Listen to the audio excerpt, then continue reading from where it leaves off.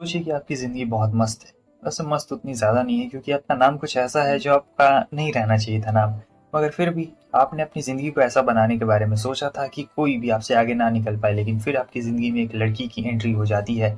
अब पता नहीं आगे क्या होगा, क्या ज़िंदगी तबाह हो जाएगी या फिर ज़िंदगी आबाद हो जाएगी, वो तो आगे ही पता चलेगा। क्योंकि हमारे मेन कैरेक्टर का नाम नासा रख दिया गया रहता है और इसके पेरेंट्स नॉर्मल पेरेंट्स रहते हैं। अब बच्चे का नाम नासा रख दिया गया रहता है तो बच्चे को आती है बहुत प्रॉब्लम, क्योंकि हर कोई इसका नाम का मजाक उड़ाता था। छोटे बच्चे हमेशा इसे परेशान करते थे, नासा नासा बोल। और आप सबको पता है कि नासा एक स्पेस एजेंसी है जो कि अमेरिका की है।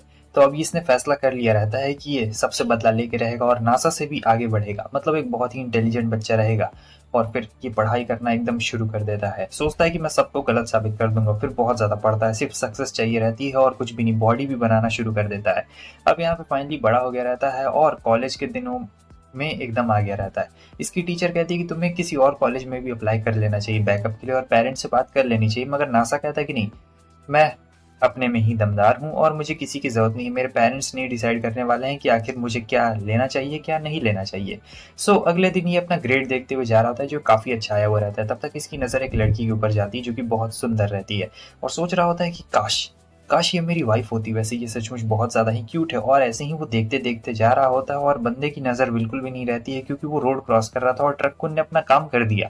लेकिन नहीं, ये इसिकाई नहीं होने वाला है क्योंकि अभी इसका मरने में थोड़ा सा टाइम बाकी रहता है। और सोच रहा था क्या मेरी ज़िंदगी ऐसे ही व्यर्थ चली जाएगी। मैं तो उसका नाम भी नहीं जान पाया। हमें पता लगता है कि इस लड़की ने उसकी जान बचा ली रहती है और वो कहती है कि तुम ठीक तो हो ना। ड्राइवर भी रुक चुका रहता है, यानी ये इसिकाई नहीं होने वाला है, इसकी जान बच चुकी है। अब ड्राइवर कह रहा होता है कि लड़की को कि तुम्हें तुम्हें भी बहुत चोट आई है, तुम्हें भी हॉस्पिटल चलना चाहिए मेरे साथ। लेकिन वो चली जाती है और ये रोकने की कोशिश कर रहा होता है, कह रहा होता है कि रुको, मुझे ऐसे छोड़ के मत जाओ। ये उठ भी नहीं पा रहा होता है। फिर हमें एक प्रिंसेस की कहानी बताई जाती है जहाँ पर मून प्रिंसेस चली गई रहती है और ना ही उसके फादर ना ही कोई भी उसे नहीं रोक पाया था। ये एक जापानीज मिथिकल स्टोरी होती है। अब वो लड़की चली गई रहती है तो नासा खड़ा हो जाता है और कहता है कि मैं बिल्कुल ठीक हूँ, वो लड़की कहाँ पे गई है। वो ड्राइवर उसे बताता है और फिर नासा कहता है आपका बहुत बहुत शुक्रिया मुझे बताने के लिए, बाय बाय मिस्टर। और यही कहने के बाद वो चला जाता है उस लड़की के पीछे। अब वो जा रहा होता है, सोचता है कि वो बहुत ज़्यादा ब्यूटीफुल है, मुझे वो चाहिए, मैं उसे अपनी वाइफ बनाना चाहता हूँ। फाइनली उसे वो बस स्टैंड पे दिख गई रहती है जो कि बैठी हुई रहती है। ये किसी भी हाल में वहाँ पे जाता है और इसकी हालत बहुत ज़्यादा ही खराब रहती है। वो कहती है कि तुम बहुत ही बुरी तरीके से यहाँ पे सरवाइव करके आए हो, आओ चुपचाप मेरे बगल में बैठ जाओ। तो वो उसके बगल में बैठता है। फिर ये इसका ब्लड पोंछ रही होती है और कह रही होती है कि तुम्हारी हालत यहाँ पे बहुत ज़्यादा खराब है। और ये उसे सूंघ रहा होता है और सोच रहा था क्या लड़कियाँ इतनी अच्छी स्मेल करती है क्या। वो कहती है कि देखो तुम्हारी हालत बहुत ज़्यादा खराब है, तुम्हारी हड्डियाँ भी टूटी हुई है पैर की और तुम यहाँ तक दौड़ के आए हो, मुझे नहीं लगता है कि ये तुम्हारे लिए सेफ रहेगा, तुम हॉस्पिटल चले जाओ और मैं अब चलती हूँ। ठीक है। और वो सोचता है कि ये कितनी ज़्यादा क्यूट है, मतलब सही में। और बाहर स्नो हो रही है तो आखिर तुम कहाँ पर जाओगी। वो कहती है कि देखो मेरा कोई ठिकाना नहीं है, मैं जा रही हूँ। अब जैसे ही नासा सुनता है कि नहीं वो जाने वाली है तो वो किसी भी तरीके से उसे रोकने की कोशिश कर रहा होता है, लेकिन वो कहाँ सुनने वाली थी। वो जा रही होती है और ये सोचता है कि नहीं, मैं इसे नहीं खो सकता हूँ। अगर मैंने इसे खो दिया तो मैं कभी नहीं मिल पाऊंगा। लेकिन यहाँ पर वो बेहोश हो रहा होता है धीरे धीरे कर कर, मगर वो बेहोश नहीं होता और वापस से बाहर आ चुका रहता है। और वो कहती है कि तुम पागल हो क्या, तुम मरने वाले हो। और फिर भी तब वो उसे मून प्रिंसेस की कहानी सुनाता है जो हमेशा हमेशा के लिए चली गई थी और फिर कभी वापस लौट के नहीं आ पाई थी। इसलिए वो कहता है कि देखो मैं तुम्हारे सामने एक प्रपोजल रखना चाहता हूँ, मैं तुम्हें बहुत ज़्यादा पसंद करता हूँ और क्या क्या तुम मेरी वाइफ बनोगी। देखो मैं तुम्हारा नाम अभी तक जानता नहीं हूँ, लेकिन फिर भी मैं तुम्हें अपनी वाइफ बनाना चाहता हूँ। वो कहती है ठीक है, हम दोनों शादी कर लेते हैं। और ये सुन के वो काफी खुश होता है, लेकिन अगले ही पल उसकी आंख खुलती है और वो हॉस्पिटल में रहता है। पता लगता है कि ये वहां पे बेहोश हो गया था जैसे उसने मैरिज का नाम लिया था। और ये सोच रहा होता है कि लगता है अब वो उसने मुझे रिजेक्ट कर दिया, क्योंकि उस दिन के बाद से अभी तक मैंने उसे देखा ही नहीं है। आखिर वो कहाँ पर है, तो मुझे खुद के ऊपर ख्याल रखना चाहिए। तो यहाँ पर अब ये चला जाता है, नॉर्मल सी लाइफ जी रहा होता है। कॉलेज में बहुत ही अच्छा नंबर लाया था, प्लेसमेंट नहीं लेता है और ये एक दुकान में काम करना शुरू कर देता है। हालांकि बंदे के पास एक रेंट का घर रहता है और कमाई भी अच्छी खासी रहती है, बहुत ज़्यादा पैसा इसने कमा लिया रहता है, 18 साल का हो गया रहता है। मगर पैसों का क्या फ़ायदा जब आपके पास मन पसंदीदा लड़की ना हो आपकी। तो अब ये पैसों का अचार डालेगा। बेल बजता है, तब देखता है कि वही लड़की रहती है। वो कहती है कि मैंने मैरिज का कॉन्ट्रैक्ट किया था ना, मेरा नाम टी सुकासा है और मैं यहाँ पर तुमसे मैरिज करने के लिए आई हूँ जैसा कि मैंने तुमसे कहा था। और वो सोच रहा होता है कि ओ माय गॉड, आज मैं पहली बार एक लड़की के साथ रहने वाला हूँ। मतलब घर में आज तक हमेशा अकेले रहा है और ये वही लड़की है, मतलब इसे अपना प्रॉमिस याद था और ये मुझे नहीं भूली है। ये कितनी ज़्यादा ब्यूटीफुल है। ये जगह भली थोड़ी सी छोटी है लेकिन ये खुशबू बहुत ज़्यादा अच्छी आ रही है इसके अंदर से। क्या मुझे इससे कुछ सवाल जवाब पूछना चाहिए? तब वो पूछता है तुम्हारे घर वाले तुम्हारी चिंता नहीं कर रहे होंगे क्या? लेकिन वो मैरिज सर्टिफिकेट निकालती है और कहती है कि तुम्हें इस पे साइन करना होगा। वो एकदम चिल्लाने लगता है क्या सचमुच ये मैरिज सर्टिफिकेट मेरे लिए? वो कहती है नहीं करना, ठीक है मैं इसे वापस ले रही हूँ। तब वो कहता है कि नहीं, मैं इस मैरिज सर्टिफिकेट पे ज़रूर साइन करूंगा क्योंकि मैं तुम्हारा हस्बैंड बनना चाहता हूँ। अब बंदा बहुत ज़्यादा एक्साइटेड रहता है। वो कहती है कि थोड़ा कम बोला करो वरना आस पड़ोस के लोग सुन लेंगे तो क्या होगा। वो कहता है कि अच्छा ठीक है, अब तो हमारी एज भी हो चुकी है। वो बताती है कि कुछ लीगल डॉक्यूमेंट्स भी लगेंगे लेकिन इसमें नहीं लगते हैं, वैसे भी इसमें बस कुछ साइन चाहिए और कुछ भी नहीं। तो वो साइन तुरंत ही कर देता है, कहता है कि ऐसा मौका वापस से नहीं आने वाला है ज़िंदगी में, और ये बहुत ज़्यादा खुश होता है। तब टी सुकासा अब पूरी तरीके से बन चुकी है इसकी वाइफ, समझे। अब बस इन्हें जाकर उस पेपर को सबमिट कर देना रहता है और वो कहती है मुझे उम्मीद है कि तुम मेरा अच्छी तरीके से ख्याल रखोगे। उसके बाद वो जाने लगते हैं, यहाँ पर ये पेपर सबमिट करने के लिए जाने लगते हैं। वो कहता है इतनी रात में वो लोग खोलते होंगे क्या? वो कहता है कि हाँ ज़रूर खोलते होंगे। फिर उसके बाद ये अपने नाम के बारे में बताने लगता है, नासा की किस तरीके से इसके पेरेंट्स ने इसका नाम रख दिया, और जो नासा है एक स्पेस एजेंसी है। वैसे टी सुकासा को ये सब पहले से पता रहता है लेकिन वो काफ़ी खुश रहती है और काफ़ी ब्यूटीफुल भी लग रही होती है। ये सोच रहा था ये तो बिल्कुल मून प्रिंसेस की तरह लग रही है, मैं इसे वापस से नहीं जाने देना चाहता हूँ। इसका नाम भी कितना प्यारा है, टी सुकासा। ओ माय गॉड, इतनी ज़्यादा ब्यूटीफुल लड़की मेरी वाइफ बन गई है, मुझे समझ में नहीं आ रहा है कि अब मैं क्या करूँ। उसके बाद वो लोग मैरिज ब्यूरो में पहुंच गए रहते हैं, जहाँ पर वो बंदा देख के कहता है कि हाँ तुम दोनों लीगल एज के तो हो गए हो। तो यहाँ पर उन्हें एक अजीब सा चीज़ भी दे देता है गिफ्ट के तौर पर। उसके बाद वो हाथ पकड़ने में थोड़ा सा शर्मा रहा होता है, फिर पकड़ भी लेता है, उसके बाद हाथ छोड़ भी देता है। मगर जो सुकासा रहती है वो कहती है कि अरे इतना शर्मा क्यों रहे हो, अब तो हम लोग ने शादी कर ली है। तो वो उसका हाथ पकड़ती है और कहती है तो चलो अब हम लोग अपने घर चलते हैं। सो उसके बाद दोनों बहुत ही कंफर्टेबली और प्यारे तरीके से घर जा रहे होते हैं। अब घर जाके पता लगता है कि मेरे पास एक ही बेड है। अब एक ही बेड पे हम लोग कैसे सोने वाले हैं दो लोग? हाँ भले मैरिज हुई है लेकिन ये बेड बहुत ही ज़्यादा पतला है। तो क्या था, नासा पूरा कैलकुलेशन लगाने लगता है कि किस तरीके से हम लोग सो सकते हैं, किस एंगल से सो सकते हैं, हाइट वेट लेंथ कितना होता है। फिर सोचता है कि अब मुझे क्या करना चाहिए, मुझे ज़्यादा नहीं सोचना चाहिए। अरे हाँ, मैं उसे ऐसे पकड़ के भी सो सकता हूँ, ये तो एक नंबर आइडिया है, मजा ही आ जाएगा। सुकासा आती है और कहती है कि मैं ऐसे बिल्कुल भी नहीं सोने वाली हूँ, तुम्हारे साथ तो ऐसे बिल्कुल भी नहीं सोने वाली हूँ। तब वो कहता है कि यार तुम चिंता मत करो, मैं तुम्हारे लिए सारे इंतजाम कर दूंगा, जो भी रहेगा मैं सारे इंतजाम कर दूंगा। तो वो यहाँ पे अपना सूटकेस लेके आ गई रहती है। हालांकि अभी भी सुकासा का घर पता नहीं रहता और आज ये पहली बार इसके साथ में रहने वाला है। तो पूछता तुम्हारे पेरेंट्स तुम्हारी चिंता नहीं कर रहे होंगे क्या? वो कहती है कि मेरा कोई घर नहीं है। और इसके आगे वो कुछ भी अपने पेरेंट्स के बारे में बिल्कुल नहीं बताती। और यहाँ पर इसका कॉफ़ी गिर रहा होता है क्योंकि आज रात तो अभी इसी के साथ रहने वाली थी, ये लोग मैरिड थे। उसके बाद ये अपना साफ सफाई कर रहा होता और वो बोलता है कि मेरे पास एक ही बेड है और आज तुम यहीं पे रहने वाली हो तो किस तरीके से हम लोग सोएंगे। तब कहता है तुम चिंता बिल्कुल भी मत करो, मैं तुम्हारे बारे में कुछ ना कुछ ज़रूर सोचूंगा, कहीं ना कहीं से तो मैं कुछ ना कुछ जुगाड़ करूंगा, मैट्रेस जुगाड़ करूंगा या फिर कुछ भी। और सोचता है कि आखिर ये मुझसे प्यार क्यों कर रही है, आखिर भाई कोई मुझसे प्यार क्यों करेगा, एक तो इसने मेरी जान बचाई, ऊपर से मैंने इस लड़की के लिए कुछ किया भी नहीं और ये मुझसे प्यार करती है। क्योंकि सुकासा कहती है कि तुम्हारा नेचर बहुत ज़्यादा अच्छा है और तुम बहुत ही फ्रेंडली टाइप के बंदे हो, इसीलिए वो उसे बहुत ज़्यादा पसंद करती है। वो कहता है क्या सचमुच? वो कहती है कि हाँ, इसलिए मैं तुम्हें इतना ज़्यादा पसंद करती हूँ। अब इसने सोच लिया रहता है कि ये सुकासा के लिए कुछ ना कुछ करेगा, मतलब ऐसे तो वो नहीं रहने दे सकता है क्योंकि ये लड़की भी उसे पसंद करती है और ये भी पसंद करता है। तो इसने फैसला कर लिया रहता है कि ठीक है मैं तुम्हारी पूरी मदद करूंगा एकदम आराम से, पैसे तो बहुत रहते हैं अपने नासा के पास। तो वो कहती है कि चलो मैं चलती हूँ। तो वो कहता है कि ऐसे नहीं जाओगी, हम लोग चलते हैं हम लोग खरीद लेते हैं, मैट्रेस खरीदते हैं जाके। वो कहती है क्या सचमुच? वो कहता है कि हाँ चलो। तो उसके बाद वो लोग मैट्रेस खरीदने के लिए जा रहे होते हैं और मैट्रेस के लिए यहाँ पर बहुत सारे मैट्रेस रहते हैं, अब कौन सा चुना जाए।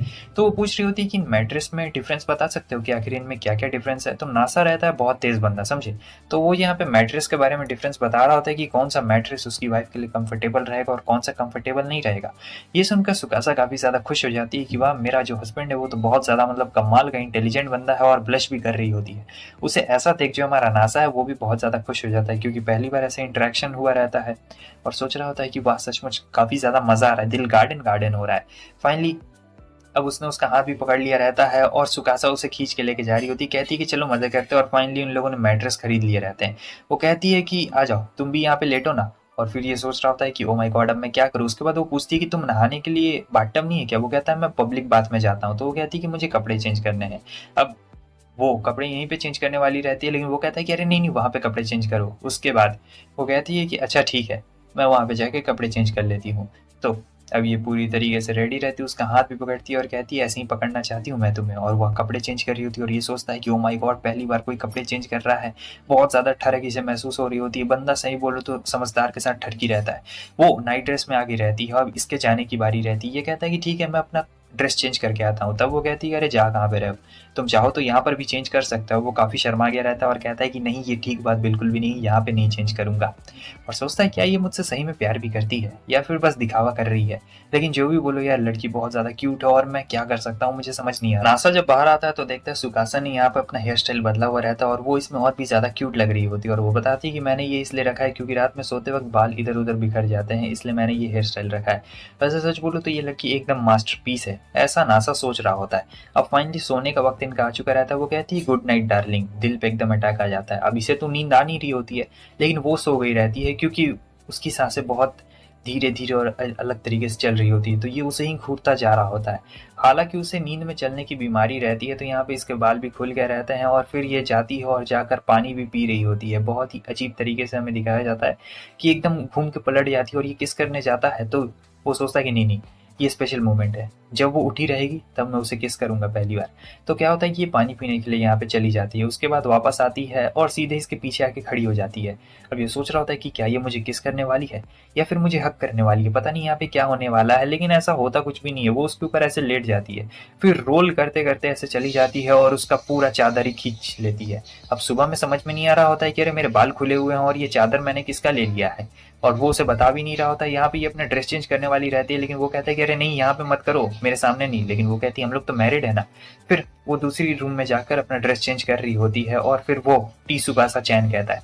वो कहती है कि तुमने मुझे टीसुकासा चैन क्यों कहा, तुम्हें ऐसे नहीं बुलाना चाहिए, बच्चों वाला नाम लगता है। लेकिन नासा उसे चिढ़ाते हुए कह रहा होता है कि नहीं, मैं तुम्हें सुकासा चैन ही बुलाऊंगा। वो कहती है ठीक है, तुम्हें जो बुलाना है तुम वो बुला सकते हो और मैं तुम्हें क्या बुलाऊंगा, नासा चैन। हाँ, और इधर ये लोग का मजाक चल रहा होता है क्योंकि वो इसे डार्लिंग बुला रही होती है और वो उसे सुकासा चैन बुला रहा होता है। असल में जो सुकासा सान या सुकासा चैन रहता है, ये एक तरीके से रिप्रेजेंट करने का तरीका होता है जो आपके बहुत ही डियर या लव्ड वंस रहते हैं।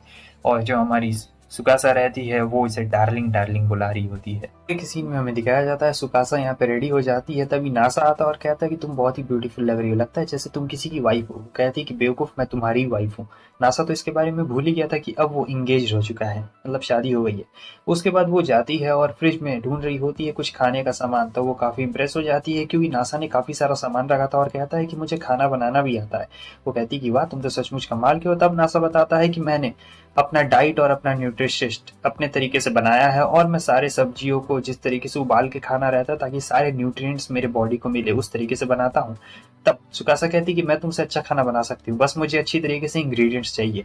नासा सोचता है क्या सचमुच, और उसके बाद जब वो खाना बना के इसे देती है तो उसका खाना बहुत ही ज्यादा टेस्टी रहता है, नासा के खाने से बहुत ज्यादा टेस्टी। और सोच रहा होता है कि मुझ में और इसमें तो जमीन आसमान का अंतर है, इसे बस इंग्रेडिएंट्स चाहिए। उसके बाद ये सारा सामान बना लेती है। तब वो कहती है कि मुझे नहाना है, नहाने का सामान है क्या घर पे। वो कहता है कि नहीं। सब वो लोग नहाने का सामान लेने के लिए बाहर जा रहे होते हैं क्योंकि उसे बहुत सारी चीजें चाहिए रहती है ना, लड़कियों का सिर्फ शैम्पू से काम नहीं चलने वाला है। यहाँ वो लोग शॉपिंग मॉल से बहुत सारी चीजें उठाते हैं और नासा सोच रहा होता है अच्छा, तो लड़कियों को अपनी स्किन मेंटेन करने के लिए इतनी सारी चीजें चाहिए रहती है। तभी तो मैं सोचूं कि आखिर इसकी खुशबू इतनी ज्यादा बढ़िया क्यों आती है। वैसे ये नहाते वक्त कैसी लगती होगी। फिर उसके बाद वो लोग जा रहे होते हैं और ये बहुत ही ठरकी रहता है। तो वो लोग बाथ हाउस के पास पहुंच गए रहते हैं जहाँ पर इस लड़की का नाम कमाने रहता है। वो इसे इंट्रोड्यूस करवाता है क्योंकि जो हमारा नासा है वो रेगुलरली यहाँ का कस्टमर रहता है और यहाँ आते रहता है। कमाने सोचती है कि ये इसकी बहन है क्या, और फिर वो कह रही होती है कि आइए आइए, मैं 15 साल की हूँ। तो इसकी उम्र 15 रहती है, नासा की उम्र तो आप सबको पता रहता है। और नासा कह रहा होता है कि नहीं नहीं, तुम गलत समझ रहे हो, ये मेरी वाइफ है। तब कमाने कह रही होती क्या क्या तुम मजाक कर रहे हो। वो कहता है कि नहीं नहीं, मैं मजाक नहीं कर रहा हूँ, हम दोनों ने शादी कर ली है और अब मैं शादीशुदा इंसान हूँ। तब वो कहती है कि ऐसा बिल्कुल नहीं हो सकता। अच्छा खैर छोड़ो, तुम लोग की शादी हो गई तो आइए आज आप लोग फ्री में नहा सकते हैं। वो तो चली जाती है, लेकिन फिर वो इसे रोक देती है और कहती है कि तुम नहीं जा सकते, तुम्हारी वाइफ जा सकती है। अच्छा मुझे बताओ, तुम शादी कैसे कर सकते हो। मैंने सोचा था कि जब तुम 30 साल के हो जाओगे तब तुम हार मान लोगे और फिर तुम रोते हुए मेरे पास आओगे और फिर मैं तुमसे कहूंगी कि मैं तुमसे शादी करूंगी। लेकिन तुमने मेरे सारे सपने चकनाचूर कर दिए। तुम एक नंबर के परवर्ट हो। और फिर देती है उसे जोरदार मुक्का। और बताया जाता है हमें कि जो हमारी सुकासा है वो उसकी उम्र नासा से कम रहती है, समझे। थोड़ा सा कम रहता है।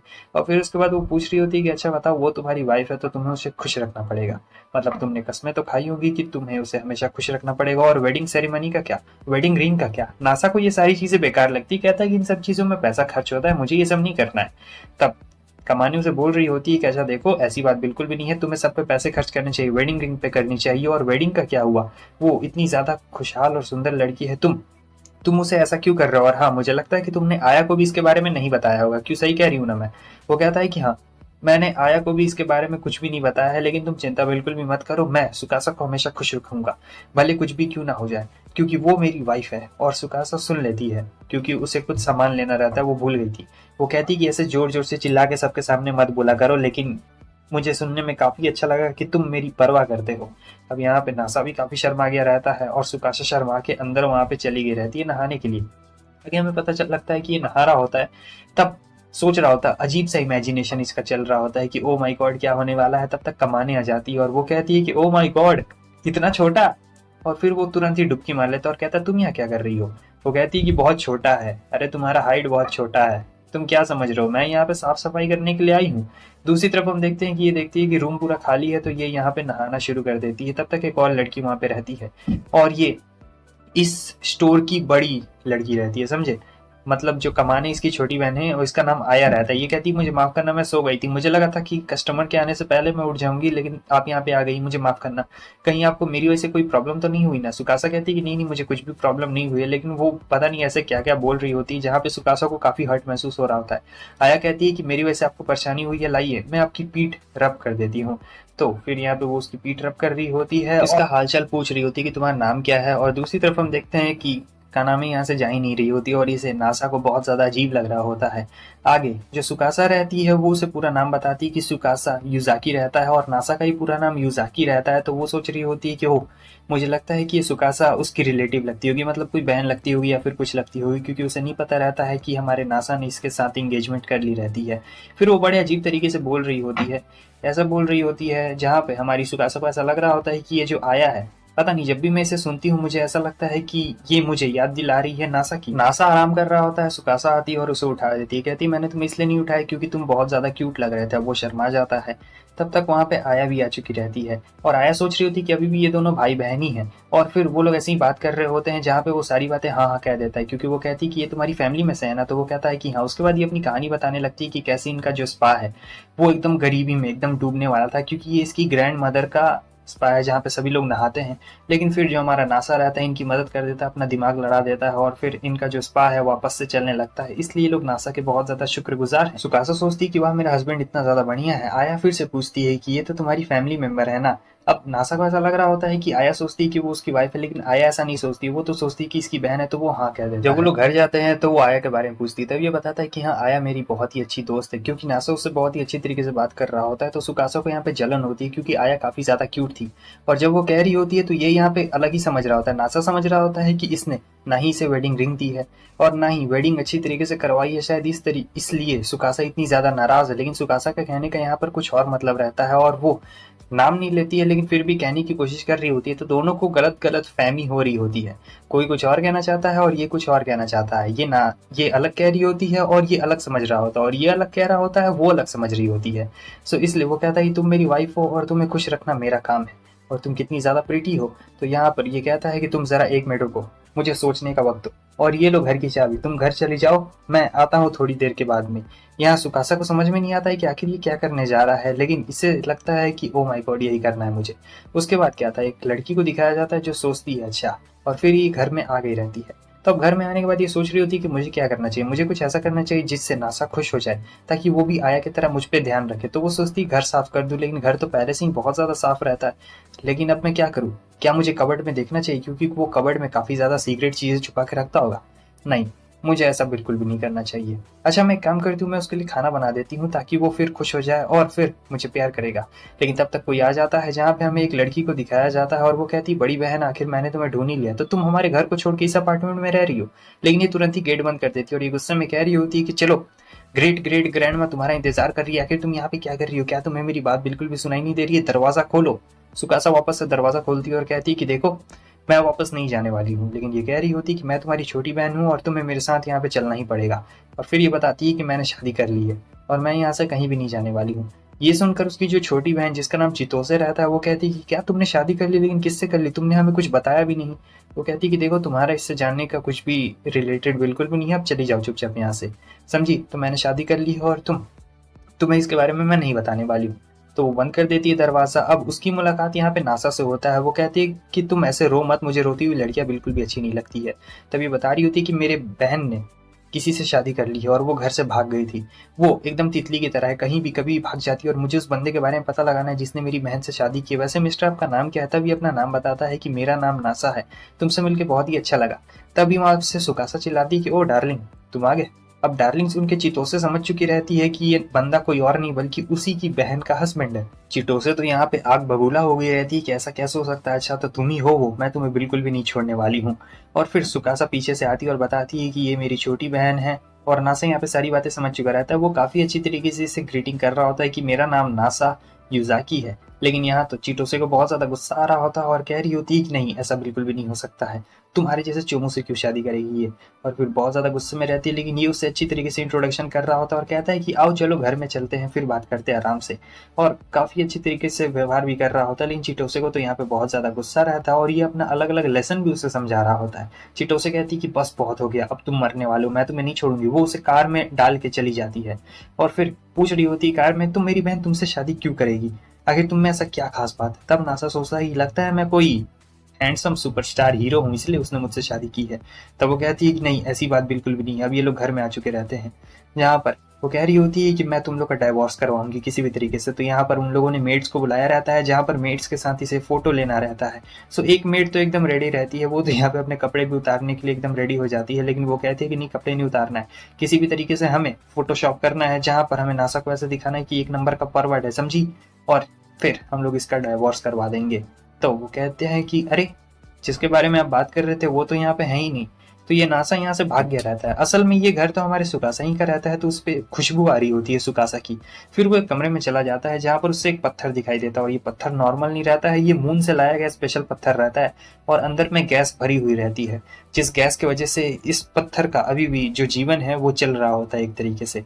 तो पूरा कंटेंट रहता है और ये सोच रहा होता है कि इसमें से सुकासा की खुशबू आ रही, तब तक वो मेड आ जाती है और कहती है कि अब तुम नहीं बचने वाले हो, रूल्स तो रूल्स होते हैं। यहाँ पे वो हमला करती है लेकिन वो कांच में टूट जाता है जहाँ पर गैस लीक होने लगता है। अब उन्हें डर लगता है और वो कह रही होती क्या तुम इसे ठीक कर सकते हो। तब हमारा नासा ठीक करने लगता है और कहता है कि पत्थरों के बारे में मैंने बहुत डिटेलिंग की है, मुझे सारी बातें अच्छी तरीके से पता है। चिटोसे कहती है कि क्या तुम मेरी बहन के बारे में जानते हो, उसकी सच्चाई के बारे में। नासा कहता है कि नहीं मैं कुछ भी नहीं जानता उसके बारे में, मैं बस इतना जानता हूँ कि वो काफ़ी ज़्यादा क्यूट है और उसके हाथ बहुत ज़्यादा सॉफ्ट है, वो खाना बहुत ही अच्छी तरीके से बनाती है और उसकी स्माइल बहुत ज़्यादा क्यूट है। वो गुस्सा करते हुए कहती है कि बेवकूफ़ ये सब मैं भी जानती हूँ। तो मैं तुम्हें बताती हूँ कि आखिर मेरी बहन है कौन, और वो मेरी ब्लड रिलेटेड बहन नहीं है। तो एक दिन क्या हुआ था कि मैं गिरने वाली थी, फिर उस दिन सुकासा आ जाती और उसने मेरी जान बचाई थी। तो मैंने कसम खा ली थी कि हम दोनों साथ में ही रहेंगे और मुझे उससे शादी करनी चाहिए थी, लेकिन उसने तुमसे शादी की क्योंकि तुम एक नंबर के गधे हो। लेकिन ये कह रहा होता है क्योंकि मैं हैंडसम हूं ना इसलिए मुझसे शादी की है। अब इन्हें गुस्सा आ रहा होता है तो ये कहते हैं कि हमें कुछ ना कुछ करना पड़ेगा, यहाँ पर इसका बैंड बजाना पड़ेगा। तो यहाँ पर देख सकते हैं कि किस तरीके से ऐसे फोटो ले लिया जाता है इसका, उसके बाद फोटो शॉप किया जाता है और फिर ऐसा फोटो बना दिया जाता है जैसे ये कितना ज्यादा ठरकी है। वो कह रहा होता है कि नहीं ऐसा नहीं हो सकता, लेकिन सुकासा आके वो फोटो देख लेती है और काफी ज्यादा गुस्सा कर रही होती है। चिटो से कहती है कि देखा ये कितना बड़ा पर्वत है, ये तुम्हें कभी भी धोखा दे सकता है। तो सुकासा उसे वहां बुलाती है और कह रहा होता है कि नहीं सुकासा मैंने ऐसा कुछ भी नहीं किया, ये फोटोशॉप है। सुकासा कहती है कि मुझे अच्छी तरीके से पता है कि तुम ऐसा बिल्कुल भी नहीं कर सकते हो, और मैंने तो वो गुस्सा इसलिए किया था कि मैं तुम्हें उस जगह से बाहर निकाल सकूं। चलो मैं तुम्हें एक सीक्रेट जगह पे लेके चलती हूँ। तो यहाँ पे वो उसे एक सीक्रेट जगह से लेके जा रही होती है जिस जगह के बारे में चिटोसे को भी नहीं पता हुआ रहता है। और ये लोग एक आगे रहते हैं चर्च में। तो यहाँ पे चर्च देख रहा होता है और फिर वो देख रहा होता है कि ये और भी ज़्यादा ब्यूटीफुल लग रही है, कितनी ज़्यादा सुंदर लग रही है। तो यहाँ पे जैसे ही वो कुछ कहने वाली रहती है, लेकिन हमारा नासा रहता है वो उसके और भी क्लोज आ चुका रहता है। उसके बाद नासा उसे जोरदार किस करते हुए कह रहा होता है कि तुम मेरी हो और मैं तुम्हें हमेशा प्रोटेक्ट करूँ। नासा को देखना रहता है टीवी, तो वो कहती है कि टीवी कहाँ पर है।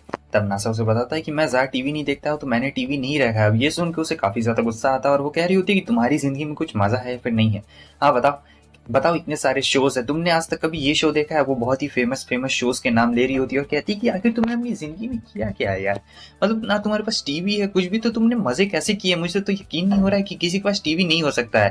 तुम्हें पता है आजकल नए नए शोज की सीक्वल आने लगे, इतने मस्त सीजन आने लगे हैं और ये सारी चीजें बहुत सब दिखाते भी हैं। मैं तो तुम्हारे साथ किसी मूवी का सीक्वल देखना चाहती थी क्योंकि तुम मेरे हस्बैंड हो, और यहाँ पे बताओ तुम्हारे पास टीवी नहीं है। अब मुझे बहुत ज्यादा बुरा लग रहा है। लेकिन नासा कहता है कि अरे कोई बात नहीं कोई बात नहीं, अगर ऐसी बात है तो हम लोग टीवी खरीद लेते हैं, इसमें कोई भी घबराने वाली बात नहीं है, तुम बताओ किस तरीके की टीवी मुझे खरीदना है। तो वो कहती है कि तुम्हारा जैसा मन तुम वैसा टीवी खरीद सकती हो, लेकिन अभी भी वो उसे शोज के बारे में ही बता रही होती है क्योंकि सुकासा को मूवी देखना बहुत पसंद रहता है और नासा सोच रहा होता है कि ऐसे तो ये बहुत ज्यादा शांत और क्यूट लगती है, लेकिन जब मूवीज के बारे में बात आती है तो ये बिल्कुल ही चेंज हो जाती है।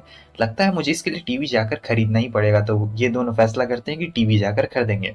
उसके बाद ये लोग चले तो गए रहते हैं, लेकिन नासा को पता नहीं रहता है कि कौन सा टीवी खरीदा जाए, ओलेड खरीदा जाए या फिर एलसीडी खरीदा जाए। मगर सुकासा को तो अच्छी तरीके से पता रहता है, तो सुकासा उसे बता रही होती है और ये काफी इंजॉय कर रहा होता है कि वाह इसे तो सारी चीजें पता है, मतलब इलेक्ट्रॉनिक्स में बहुत अच्छा लगता है। और वो पूछता है कि कौन सा टीवी, एक्सपेंसिव या सस्ता। तब वो कहती है कि डार्लिंग मुझे इससे फर्क नहीं पड़ता, तुम कोई भी, मुझे पिक्चर क्वालिटी से मतलब नहीं है, उस मूवी की क्वालिटी कैसी है मुझे इससे मतलब है कि देखने में कितना अच्छा लग रहा है। और फिर उसके बाद हम चलते हैं कमाने के पास, जहाँ पर वो कमाने को बताता है कि उसने चर्च में क्या क्या किया था हमारी सुकासा के साथ, मतलब डायरेक्ट किस कर लिया था। कमाने कहती है कि वाह तुम लोग की मैरिड लाइफ काफी अच्छी चल रही है, वैसे रिंग का क्या हुआ, क्या तुमने उसे मैरिड रिंग दी? वो कहता है कि अरे इन सब चीजों में पैसा नहीं खर्च करना था। वो उस पर गुस्सा करने लगती है और कह रही होती कि बेवकूफ कहीं के, वो तुम्हारे साथ बस अच्छा दिखने का नाटक कर रही है और कुछ भी नहीं। हर लड़की को अंदर से मन करता है कि उसका हस्बैंड उसे ला के वेडिंग रिंग दे, जो कि काफी ज्यादा एक्सपेंसिव हो, और बहुत ज्यादा एक्सपेंसिव भी रहती है वेडिंग रिंग। वो चाहती है कि तुम उसे ला के दो, लेकिन वो तुमसे डायरेक्टली नहीं कहने वाली, इसलिए मैं तुम्हें कह रही हूँ कि तुम्हें जाकर उसे देना चाहिए। अब ये उसकी बात पे गौर कर रहा होता है और सोचता है क्या मुझे सचमुच लाकर देना ही पड़ेगा? वो कहती है कि हाँ बेवकूफ कहीं की, और ये तुम्हारी 3 महीने की सैलरी लगेगी इसमें लाने में। दूसरी तरफ ये सोच रही होती है उसी चर्च वाले इंसिडेंट को लेके कि अचानक से उसने मुझे किस कर लिया, और काफी ज्यादा नासा यहाँ पे एकदम बोल्ड था ना उस वक्त। और फिर जब वो बाहर निकलती है तो नासा देख रहा होता है कि ओ माय गॉड मैं पहली बार इसे देख रहा हूँ जब ये नहा के बाहर निकली, काफी अच्छी स्मेल आ रही है।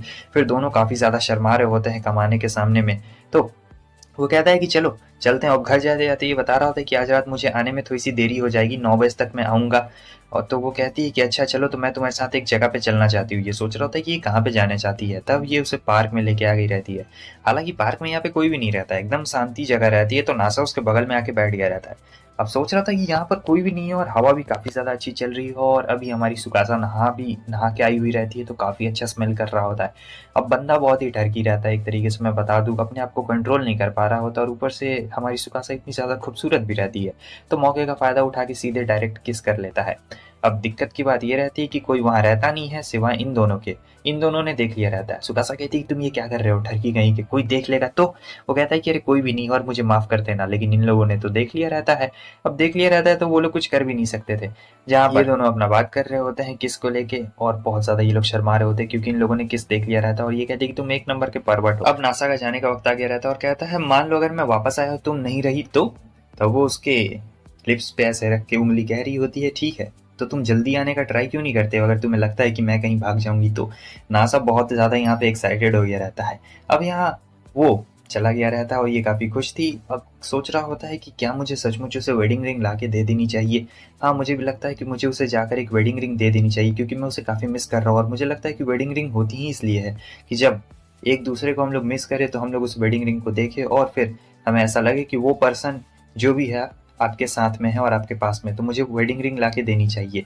अब यही चीज नासा एकदम काम करते वक्त सोच रहा होता है। उसके पास पैसे भी बहुत रहते हैं वेडिंग रिंग खरीदने के, तो इसलिए वो घर आता है और पूछता है डार्लिंग कैसी हो, और फिर वो कहती है कि ठीक हो डार्लिंग। तो यहाँ पे वो उससे पूछ रहा होता है वेडिंग रिंग के बारे में, और बोलता है कि मुझे वो लेना है, तुम्हारे लिए गिफ्ट में लेना है। तो यहाँ पर उसे पता लगता है कि जो वेडिंग रिंग होती है वो अलग चीज होती है, और इसके अलावा हमें बताया जाता है कि ये इसकी 3 महीने की सैलरी से आने वाली है, क्योंकि ये बहुत ही अलग टाइप की होती है। एक एंगेजमेंट रिंग रहती है जिसे आप पहन के कहीं भी जा सकते हैं, पार्टी में जा सकते हैं, और लड़कियां इसे शो ऑफ करने के लिए भी पहनती हैं। जो वेडिंग रिंग रहता है उसे हस्बैंड और वाइफ दोनों एक ही उंगली में पहनते हैं, और दोनों का एकदम रिंग भी सेम रहता है, और इसे आपको हमेशा पहनना रहता है। ये एंगेजमेंट रिंग की तरह नहीं होती है, और ये भी बहुत ज्यादा एक्सपेंसिव रहती है। वो कहता है कि ठीक है मैं तुम्हारे लिए ये रिंग जरूर खरीदूंगा, बताओ कितना? आखिर 3 महीने का सैलरी ही ना लगेगा, कोई फर्क नहीं पड़ता है। लेकिन वो सोचती है कि ये कितना बड़ा गधा है, इसे पता नहीं है कि आखिर रिंग्स कितनी ज्यादा एक्सपेंसिव होती है। मगर अब इसने फैसला कर लिया रहता है नासा ने। वो कहता है कि मैं तुम्हारे लिए रिंग खरीदूंगा, इसका मतलब खरीदूंगा, मैंने सोच लिया, क्योंकि ये मेरे प्यार दिखाने का एक तरीका है, मैं तुम्हें कितना प्यार करता हूँ। तो यहाँ पे उसने डिसाइड कर लिया रहता है और उसे कोई भी नहीं रोक सकता है। तो वो सोचती है कि एक नंबर का गधा है ये। फिर जब वो लोग जाते हैं तब इसके होश उड़ चुके रहते हैं, क्योंकि एक डायमंड का रिंग खरीदने में लगभग 3 लाख रुपए लगने वाले थे वहाँ के हिसाब से। और वो बताती है कि ये तो सर यहाँ का सबसे ज़्यादा सस्ता है, क्योंकि हमारे डायमंड्स की क्वालिटी इतनी ज़्यादा बेटर है, इसलिए यहाँ पर पैसे कुछ थोड़े ज़्यादा लगते हैं। लेकिन आप चिंता मत करिए, हमारे पास और भी ज़्यादा महंगे वाले हैं, बताइए आप कौन सा देखना चाहेंगे। अब 3 लाख ही सुन के तो इसका होश उड़ चुका रहता है और सोचता है अब इसके आगे मैं क्या ही बोलूँ, क्या ही खरीद सकता हूँ। वैसे इनकी कंपनी बहुत ज़्यादा महंगे में बेच रही होती है। तो कहता है ठीक है, एक एक डायमंड रिंग दे दीजिए। लेकिन सुकासा उसे लेके भाग जाती है और फिर कहती है कि बेवकूफ़ कहीं कि इतना ज़्यादा महंगा खरीदने की कोई भी जरूरत नहीं, हम लोग कहीं और जाके सस्ते दामों में भी खरीद सकते हैं। वो कहता है क्या सचमुच? और वो कहती है कि हाँ, इतने ज़्यादा पैसे उड़ाने की कोई भी ज़रूरत नहीं है। तो अब ये लोग देख रहे होते हैं कि कौन से शॉप में, तो ये लोग एक शॉप जाते हैं, यहाँ पे थोड़ा सस्ता दे रहा होता है। वो कहता है कि 60,000 भी कुछ सस्ता नहीं है, मतलब ठीक है। तो फिर यहाँ पे बहाने बना रहा होता है, सुकासा उसे लेके आ जाती है और ये सोचता है कि मैं, मुझे यकीन नहीं होता है कि मतलब डायमंड रिंग इतने ज़्यादा महंगे मिलते हैं। मगर वो कहती है कि अरे तुम्हें कोई भी जरूरत नहीं है। मगर वो कहता है कि नहीं, मैं रिंग दे के रहूँगा ताकि हम दोनों को एक दूसरे की याद आती रहे। तब वो किस दे देती है और कहती है कि तुम बहुत ही ज़्यादा अच्छे हो और तुम मेरी कितनी परवाह करते हो। तो यहाँ पे सबसे सस्ती वाली रिंग ला के देता है। भाई सबसे ज़्यादा सस्ती वाली मिली होती है, पूरे शहर में सबसे सस्ती रहती है। वो कहती है कि देखो मुझे इससे फ़र्क नहीं पड़ता कि तुमने सबसे सस्ता खरीदा या फिर सबसे महंगा खरीदा, तुमने ये मेरे लिए खरीदा क्योंकि तुम मुझे पसंद करते हो और स्पेशली मेरे लिए तुमने ये खरीदा है, तो मुझे ये बहुत ज़्यादा पसंद है। सस्ती हो या महंगी इससे कोई भी फ़र्क नहीं पड़ता है, समझे। और फिर दोनों हाथ में हाथ डालते हुए जा रहे होते हैं। रात में क्या होता है कि इसे चलने की बीमारी होती है, सुकासा को सबको पता है। तो वो वापस से चल रही होती है। अब इसे वापस से लगता है कि वो उसका ब्लैंकेट ले लेगी, लेकिन नहीं, ये तो उसके बगल में ही सो गई रहती है। अब सुकासा की स्मेल काफ़ी ज़्यादा मस्त आ रही होती है और ये एक नंबर का परवट तो रहता ही है। तो सोचता है कि क्यों ना मैं इसे हक कर लूँ।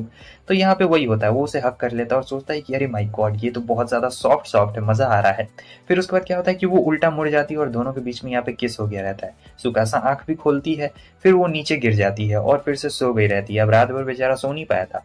सुबह उठ के सोच रहा होता है कि मुझे लगता है हमें बेड ले लेना चाहिए और हमें एक नए अपार्टमेंट में भी चले जाना चाहिए। अपार्टमेंट हम दोनों के लिए काफ़ी ज़्यादा छोटा है, या फिर एक नया बेड ही ले लूँ। और वैसे भी नए अपार्टमेंट में हम लोग काफ़ी मज़े कर सकते हैं, हम दोनों साथ मिलकर टीवी देख सकते हैं, उसका भी तो मन था मेरे साथ मूवी देखने का, हम लोग बहुत सारी चीज़ें कर सकते हैं। ओ माय गॉड, बेचारा ठरकपन में अपना गीला होते जा रहा होता है और सोचता है कि कहीं नए अपार्टमेंट में वो मुझे अपने साथ बुलाए, नहाने के लिए मज़ा आ जाएगा। तो वो जाके बोलता है कि हमें नए अपार्टमेंट में शिफ्ट हो जाना चाहिए, क्या कहती हो, तुम्हारे इसके बारे में क्या कहना है। लेकिन वो कहती है कि नए अपार्टमेंट से क्या लेना देना, ये घर हमारे लिए बढ़िया तो है, हम लोग यहाँ पे आराम से रह तो रहे हैं एक ही बेड पे, और वैसे बढ़िया तो है। तब ये जाता है कनामे के पास और उससे बोल रहा होता है कि हमें एक नया अपार्टमेंट ले लेना चाहिए क्या, या फिर उस बेड पे। वैसे वो सारी बातें तो नहीं बताता है, लेकिन कुछ कुछ बातें बताता है। और फिर वो कहती है कि सोचो अगर वो तुम दोनों एक ही साथ एक ही बेड पे सो हाथ पकड़ के, तो तब ये काफ़ी ज़्यादा शर्मा गया रहता है। और फिर कानामे को कहता है, मगर वो अपार्टमेंट भी उसे अच्छा लगता है। ये गुस्से में कह रही होती कि अगर मेरे पति के पास एक ऐसा अपार्टमेंट रहता ना जो बहुत छोटा है, जहाँ पे नहाने के लिए ना बाथटब हो ना देखने के लिए टीवी, तब तो मैं उसे लात मार के निकाल देती। मगर पता नहीं वो तुम्हें किस तरीके से सहन कर रही है। यही सारी बातें सोचते हुए वो जा रहा होता है और कहता है कि हमें एक नया अपार्टमेंट ले लेना चाहिए। लेकिन जब जाता है तो देखता है वो कपड़े चेंज कर रही होती है। हालांकि कोई बड़ी बात तो नहीं रहती, लेकिन फिर भी वो उससे माफी मांग रहा था। सुकासा को बताता है कि देखो अगर हम लोग बड़े अपार्टमेंट में चले जाएंगे तो ये सारे इंसिडेंट वापस से नहीं होने वाले और हम लोग वहाँ पे कंफर्टेबली आराम से रह भी सकते हैं। सुकासा इसके लिए तुरंत ही मान गई रहती है। नासा कहता है कि पहले तो तुमने इसके लिए नहीं माना था, लेकिन अब तुम मान गई हो। वो इसलिए क्योंकि इसे टीवी देखने को मिलेगा और बड़ा अपार्टमेंट भी रहेगा। साथ ही साथ बोल देता है कि हम दोनों हाथ में हाथ डालकर सो भी सकते हैं। तो ये सुनकर सुकासा को भी काफी अच्छा लग रहा होता है। तो यहाँ पे इन्हें एक नए अपार्टमेंट में अब शिफ्ट होना पड़ेगा। सो इसके लिए पहले इन्हें अपार्टमेंट के बारे में जानकारी लेनी पड़ेगी कि कहाँ से अपार्टमेंट में जानकारी ले, और इन्हें एक मिडिल मैन भी चाहिए होगा। नासा कहता है कि मिडिल मैन की चिंता बिल्कुल भी मत करो, मेरे पेरेंट्स हैं ना उसके लिए, वो हमारे लिए अपार्टमेंट का जुगाड़ कर देंगे। लेकिन अरे रुको एक मिनट, मैंने तो अपने पेरेंट्स को बताया ही नहीं कि हमारी शादी हो गई है। ओ माय गॉड, मुझे अपनी मॉम को बताना पड़ेगा। तो ठीक है, तुम अंदर जाओ, मैं अपनी मॉम को बता के आता हूँ कि हमारी शादी हो गई है। तो वो चली जाती है। अब यहाँ पर वो कहती है गुड लक, और ये अपनी मॉम को बता रहा होता है, जिसे सुनकर उसकी मॉम एकदम हैरान हो जाती है। चिल्लाते हुए कह रही होती है कि गधे कहीं के, तुमने मुझे आज तक अभी तक नहीं बताया कि तुम्हारी शादी हो गई है, वैसे वो लड़की कौन है। फिर वो कह रहा होता है कि अरे मॉम, ये वही लड़की है, वो एंजल सी लड़की, मैंने आपको बताया था ना, जिसने मेरी जान बचाई थी। आपको याद है ना, वो बहुत ही क्यूट सी लड़की थी, उसने मेरी जान बचाई थी, मैंने आपको बताया था। अब ये सारी बातें वो सुन लेती है और काफ़ी ज़्यादा शर्मा गई रहती है कि अब कॉल पे अपनी मॉम से क्या-क्या बोल रहा है मेरे बारे में, क्यूट सी लड़की। फिर अपनी मॉम के साथ ये कॉल कट कर देता है और वो कहती है कि ठीक है, मैं तुम्हारे लिए ढूँढ दूँगी अपार्टमेंट। तो अब यहाँ पे ये शर्मा गई रहती है और पूछ रही होती है कि तुमने क्या बताया है अपनी मॉम को मेरे बारे में? वो कहता है कि नहीं, ज़्यादा कुछ नहीं, तुमने मेरी जान बचाई थी और यही बोला था कि दुनिया की सबसे क्यूट लड़की ने मेरी जान बचाई और अब वो मेरी वाइफ़ है, और कुछ भी नहीं। तो यहाँ सुकासा काफ़ी ज़्यादा शर्मा गई रहती है, क्या ही बोले, और बोलती है कि तुम एक नंबर के नॉटी हो। सो फाइनली अब इन्हें जाना रहता है वापस से अपने घर पे, जहाँ पर इसके मॉम डैड रहते हैं। तो इसे अपने होम टाउन में जाना रहता है, तो वो अपनी मॉम का मैसेज देखता है जहाँ पे वो कहती है कि तुम एक नंबर के नॉटी हो बच्चे। मुझे पता है कि आखिर तुम क्यों आना चाहते हो, क्योंकि तुम्हें कमरा चाहिए। वो कमरा तुम लोग के लिए छोटा पड़ रहा है, लेकिन सबसे पहले तुम्हें आना पड़ेगा हमारे पास में, ताकि हम तुम्हारी वाइफ को देख सकें। अब वो जानता था कि उसे अब घर तो जाना ही पड़ेगा, और जाना नहीं चाहता था ये, क्योंकि इसका होम टाउन थोड़ा दूर भी रहता है और सुकासा को भी दिखा रहा होता है। नासा काफ़ी शर्मा गया रहता है, क्योंकि उसकी मॉम उसे टेक्स्ट कर रही होती है बिल्कुल बच्चों वाले, क्योंकि ये बच्चा ही तो रहता है अपनी मॉम के लिए और कुछ भी नहीं। यहाँ सुकासा कहती है कि मैं तुम्हारी मॉम से मिलना चाहूंगी, काफ़ी इंटरेस्टिंग पर्सन है, लेकिन वो कहता है कि मत मिलना, तुम मिल के तुम्हारा दिमाग खराब हो जाएगा मॉम डैड से। लेकिन वो कहती है कि नहीं, मुझे लगता है कि वो दोनों पक्का नेचर के बहुत ज़्यादा ही अच्छे होंगे, और हमें पता लगता है कि इन्हें भी पता लग गया रहता है कि वो दोनों जा रहे हैं। तब ये कहती है कि हो सकता है कि वो लोग हनीमून की तरह एक तरीके से हो जाएगा, और ये बात उसे अच्छी नहीं लगती है, क्योंकि इन्हें जाना रहता है अपने होम टाउन जो काफ़ी दूर रहता है, और नासा के मन में भी यही आता है कि ये तो एकदम हनीमून की तरह हो जाएगा। सुकासा आती है और कहती है कि मुझे एक कैमरा चाहिए। पूछता है कि कैमरा क्यों चाहिए? तब वो बताती है कि देखो, हम अपने सारे मोमेंट्स को कैप्चर करना चाहते हैं, क्योंकि हम लोग इतने दूर जाने वाले हैं, तो वहाँ तक मैं सारे अपने वेडिंग के जितने मोमेंट्स रहेंगे हम सबको कैप्चर करेंगे। तो यहाँ पे कैमरा आ चुका रहता है। अब कैमरा आने के बाद वो नासा को कह रही होती है कि 2-4 पिक्चर्स क्लिक कर दो। शुरुआत तो हमेशा लेडीज से ही होती है, तो यहाँ वो एकदम रेडी रहता है। सबसे पहले तो वो ऐसे फोटोज देख रही होती है और देखती है कि कैमरा क्वालिटी बहुत ज़्यादा अच्छा है, और बोलती है कि मैं अपने डेली रूटीन का एकदम फोटो फ्रेम एकदम पूरा लगाना चाहती हूँ, पूरा मज़ा आएगा देखने में, काफ़ी ज़्यादा मज़ा आने वाला है। नासा काफ़ी ज़्यादा शर्मा रहा होता है कि वो पहली बार इसकी फ़ोटो क्लिक करने वाला है। सो यहाँ पे वो उसकी फ़ोटोज़ क्लिक करता है और एक नंबर का ठरकी बंदा रहता है, ठरक भर गई रहती है अंदर में, और कहता है कि कैमरा तो एक्साइटिंग है। फिर बहुत सारी फ़ोटोज़ क्लिक करता है, इसी की वाइफ रहती है, लेकिन फिर भी ऐसे शर्मा रहा होता है जैसे किसी और की हो। और फिर वो इसकी फ़ोटो क्लिक करती है और फ़ोटो अच्छी नहीं आई रहती है, कह रहा था कि डिलीट करो, लेकिन नहीं करती है। उसके बाद ये लोग आ जाते हैं यहाँ पर, और हमें देखते हैं कि यहाँ भी फोटोज क्लिक कर रहा होता है और सोचती है कि कितनी फोटोज क्लिक करेगा। हालांकि इसके पास पैसे होते हैं कि ये लोग ट्रेन से जा सकते हैं, लेकिन वो कहती है कि नहीं, हम लोग ट्रेन से नहीं जाएंगे, हम लोग जाएंगे आराम से बस से, क्योंकि मैं तुम्हारे साथ रात गुजारना चाहती हूँ बस में, और हम दोनों आराम से बस में रहेंगे। ट्रेन से तो 2 घंटे में पहुंचेंगे, लेकिन बस में रात लग जाएगी, इसलिए बस से चलना चाहती हूँ। तो वो कहता है कि ठीक है, चलो बस नहीं चलते हैं। आगे हम देखते हैं जब ये लोग जा रहे होते हैं, तब बस पूरी खाली रहती है। अब बस में आराम से बैठ गए रहते हैं और मज़े कर रहे होते हैं। बस रुकने वाली रहेगी रात में, 20-15 मिनट के लिए रुकेगी वहाँ पे, और चिटोसे आ गई रहती है। वो इन लोगों का डाइवोर्स करवाना चाहती थी किसी भी तरीके से, क्योंकि वो नहीं देखना चाहती थी। सर्वेंट्स कह रहे होते कि मैडम वो लोग कितने अच्छे कपल है, खुश है, लेकिन आपको क्या हो रहा है? तब वो कहती है कि मैंने अभी उनकी मैरिज को अप्रूवल नहीं दिया है। ये लोग जान रहे थे कि ये बहुत चिढ़ रही है नासा से, क्योंकि उसने शादी जो कर ली रहती है, और आगे ये सोच रहा होता है कि काश ये मेरे कंधे पे सो जाती। वो सोई रहती है, अचानक से बस ऐसे हिचकोले मारती है और ये इसके कंधे पे सो गई रहती है। बेचारा बहुत ज़्यादा शर्मा गया रहता है, सो ही नहीं पाता। अब जब बस रुकती है तब देख रही होती है कि यार ये क्या डार्लिंग, तुम सोई नहीं हो क्या रात भर, क्या हुआ है तुम्हें? ये सोच रहा होता है कि मेरी बीवी कितनी ज़्यादा स्ट्रांग और टफ है, मतलब उस बस का सीट इतना ज़्यादा कड़क था, फिर भी ये सो गई आराम से, और मेरी पीठ एकदम दर्द कर रही है। उस दिन इसने मुझे एक्सीडेंट से भी बचाई, ये तो सचमुच एक सुपर वुमेन है। कहीं ये मेरे पीठ का दर्द अपने ऊपर ना ले ले, इसीलिए ये सोचता है कि मुझे इस डंडे को फेंक देना चाहिए और वापस से एकदम मर्द की तरह खड़े हो जाना चाहिए, ताकि इसे लगे ना कि ये सब इसकी वजह से हुआ है, क्योंकि इसी ने बस में आने को कहा था। उसके बाद ये लोग एक स्टोर में जाते हैं, और यहाँ चिटो से बहुत गुस्से में रहती, कह रही होती कि ऐसा नहीं हो सकता है, इन दोनों को डाइवोर्स लेना ही पड़ेगा। मैं ऐसा बिल्कुल भी नहीं होने देने वाली हूँ, मैं इन दोनों का रिश्ता तोड़वा कर ही रहूंगी, ये हनीमून नहीं हो। चिटो से अपने साथियों को कह रही होती है कि देखना, ये एक एयरपोर्ट है, और ये जो एयरपोर्ट है ये डाइवोर्स वालों के लिए स्पेशली एयरपोर्ट है, क्योंकि जो भी कपल यहाँ पे जाते हैं वहाँ पे उनका डाइवोर्स हो जाता है। इसलिए वो बहुत ज़्यादा खुश थी, लेकिन उसके दोस्त कहते हैं कि अभी तो कुछ हुआ नहीं, मगर चिटो से कहती है कि रुको, अभी तो होना बाकी है। और वो बहुत ज़्यादा खुश भी होती है क्योंकि इनका डाइवोर्स हो जाए, लेकिन ये कहता है कि वो मैं अपना फ़ोन भूल गया, तो नासा तुरंत ही चला जाता है अपना फ़ोन लेने के लिए। अब ये खुश होती है कि अब देखना कुछ होगा, लेकिन ऐसा कुछ होता नहीं है। सुकासा वहाँ आ जाती है, नासा पूछता है उससे कि तुम, सुकासा से कहता है कि तुम यहाँ पे क्या कर रही हो। सुकासा कहती है कि मैं यहीं पे तुम्हारा इंतजार करने के लिए आ गई। नासा कहता है कि तुम वहाँ पर भी इंतजार कर सकती थी, लेकिन वो कहता है कि नहीं। और फिर इधर चिटोसे सोच रही होती है कि अब पक्का इन दोनों के बीच में कुछ होने वाला है, लेकिन कुछ नहीं होता। वो लोग दोनों टर्मिनल पे जाते हैं जहाँ वो कहती है कि हमें कुछ नई नई चीज़ें ट्राई करनी चाहिए। तब ये नॉर्मल चीज़ बोलता है, लेकिन सुकासा उससे कहती है कि यहाँ पे भी आके नॉर्मल चीज़ ट्राई करोगे, बेवकूफ़ कहीं के, हमें यहाँ पे कुछ नया ट्राई करना चाहिए, कुछ ऐसा जो हमने टोक्यो में कभी खाया ना हो। तो नासा को तो ज़्यादा कुछ पता नहीं रहता है क्योंकि वो पढ़ाकू बच्चा रहता है, लेकिन सुकासा ऐसी बिल्कुल भी नहीं थी। सुकासा उसे बहुत सारी चीज़ें बता रही होती है कि देखो हम लोग यहाँ पे क्या खा सकते हैं और क्या नहीं खा सकते। तो वहाँ पे एक स्पेशल डिश रहती है, तो वो कहती है कि हमें यही ऑर्डर करना चाहिए, और ये चीज़ बहुत ज़्यादा सिमिलर भी लग रही है। खैर, अब इनका जो ऑर्डर रहता है वो आ चुका रहता है। देखने में बिल्कुल किसी नॉर्मल नूडल्स की तरह लग रहा होता है और टेस्ट में भी बिल्कुल वैसा ही लगता है, लेकिन सुकासा ने ऑर्डर किया रहता है तो वो इसे अच्छा ही बता रही होती है। अब नासा की बारी रहती है। नासा जब उसे खाता है तो कहता है कि ये तो बिल्कुल किसी नॉर्मल नूडल की तरह लग रहा है, और सुकासा को तो बिल्कुल वैसे ही सेम टेस्ट आ रहा होता है, लेकिन फिर भी वो उससे अच्छा कह रही होती है। और नासा कहता है कि हाँ बिल्कुल सेम लग रहा है, तुम्हें एक काम करना चाहिए, तुम्हें लेमन के साथ इसे ट्राई करना चाहिए क्योंकि इसमें लेमन भी है और ये एक स्पेशल तरीके की डिश है, और तुम्ही ने तो कहा कि तुम्हें कुछ नया ट्राई करना है। तो यहाँ पे सुकासा जब लेमन खाती है तो उसे बहुत ज़्यादा यहाँ पे खट्टा लग रहा होता है, और नासा बहुत तेज रहता है यहाँ पर, वो एक नंबर का ठरकी भी रहता है, इसलिए तुरंत फोटो भी क्लिक कर देता है। और आगे ये दोनों ऐसे ही हंसी मजाक करते जा रहे होते हैं। बहुत ज्यादा वक्त हो गया रहता है। चिटोसे के दोस्त कह रहे होते हैं कि वाह कितने अच्छे कपल है, तुम इनका डाइवोर्स क्यों कराना चाहती हो, लेकिन वो कहती है कि चुप रहो।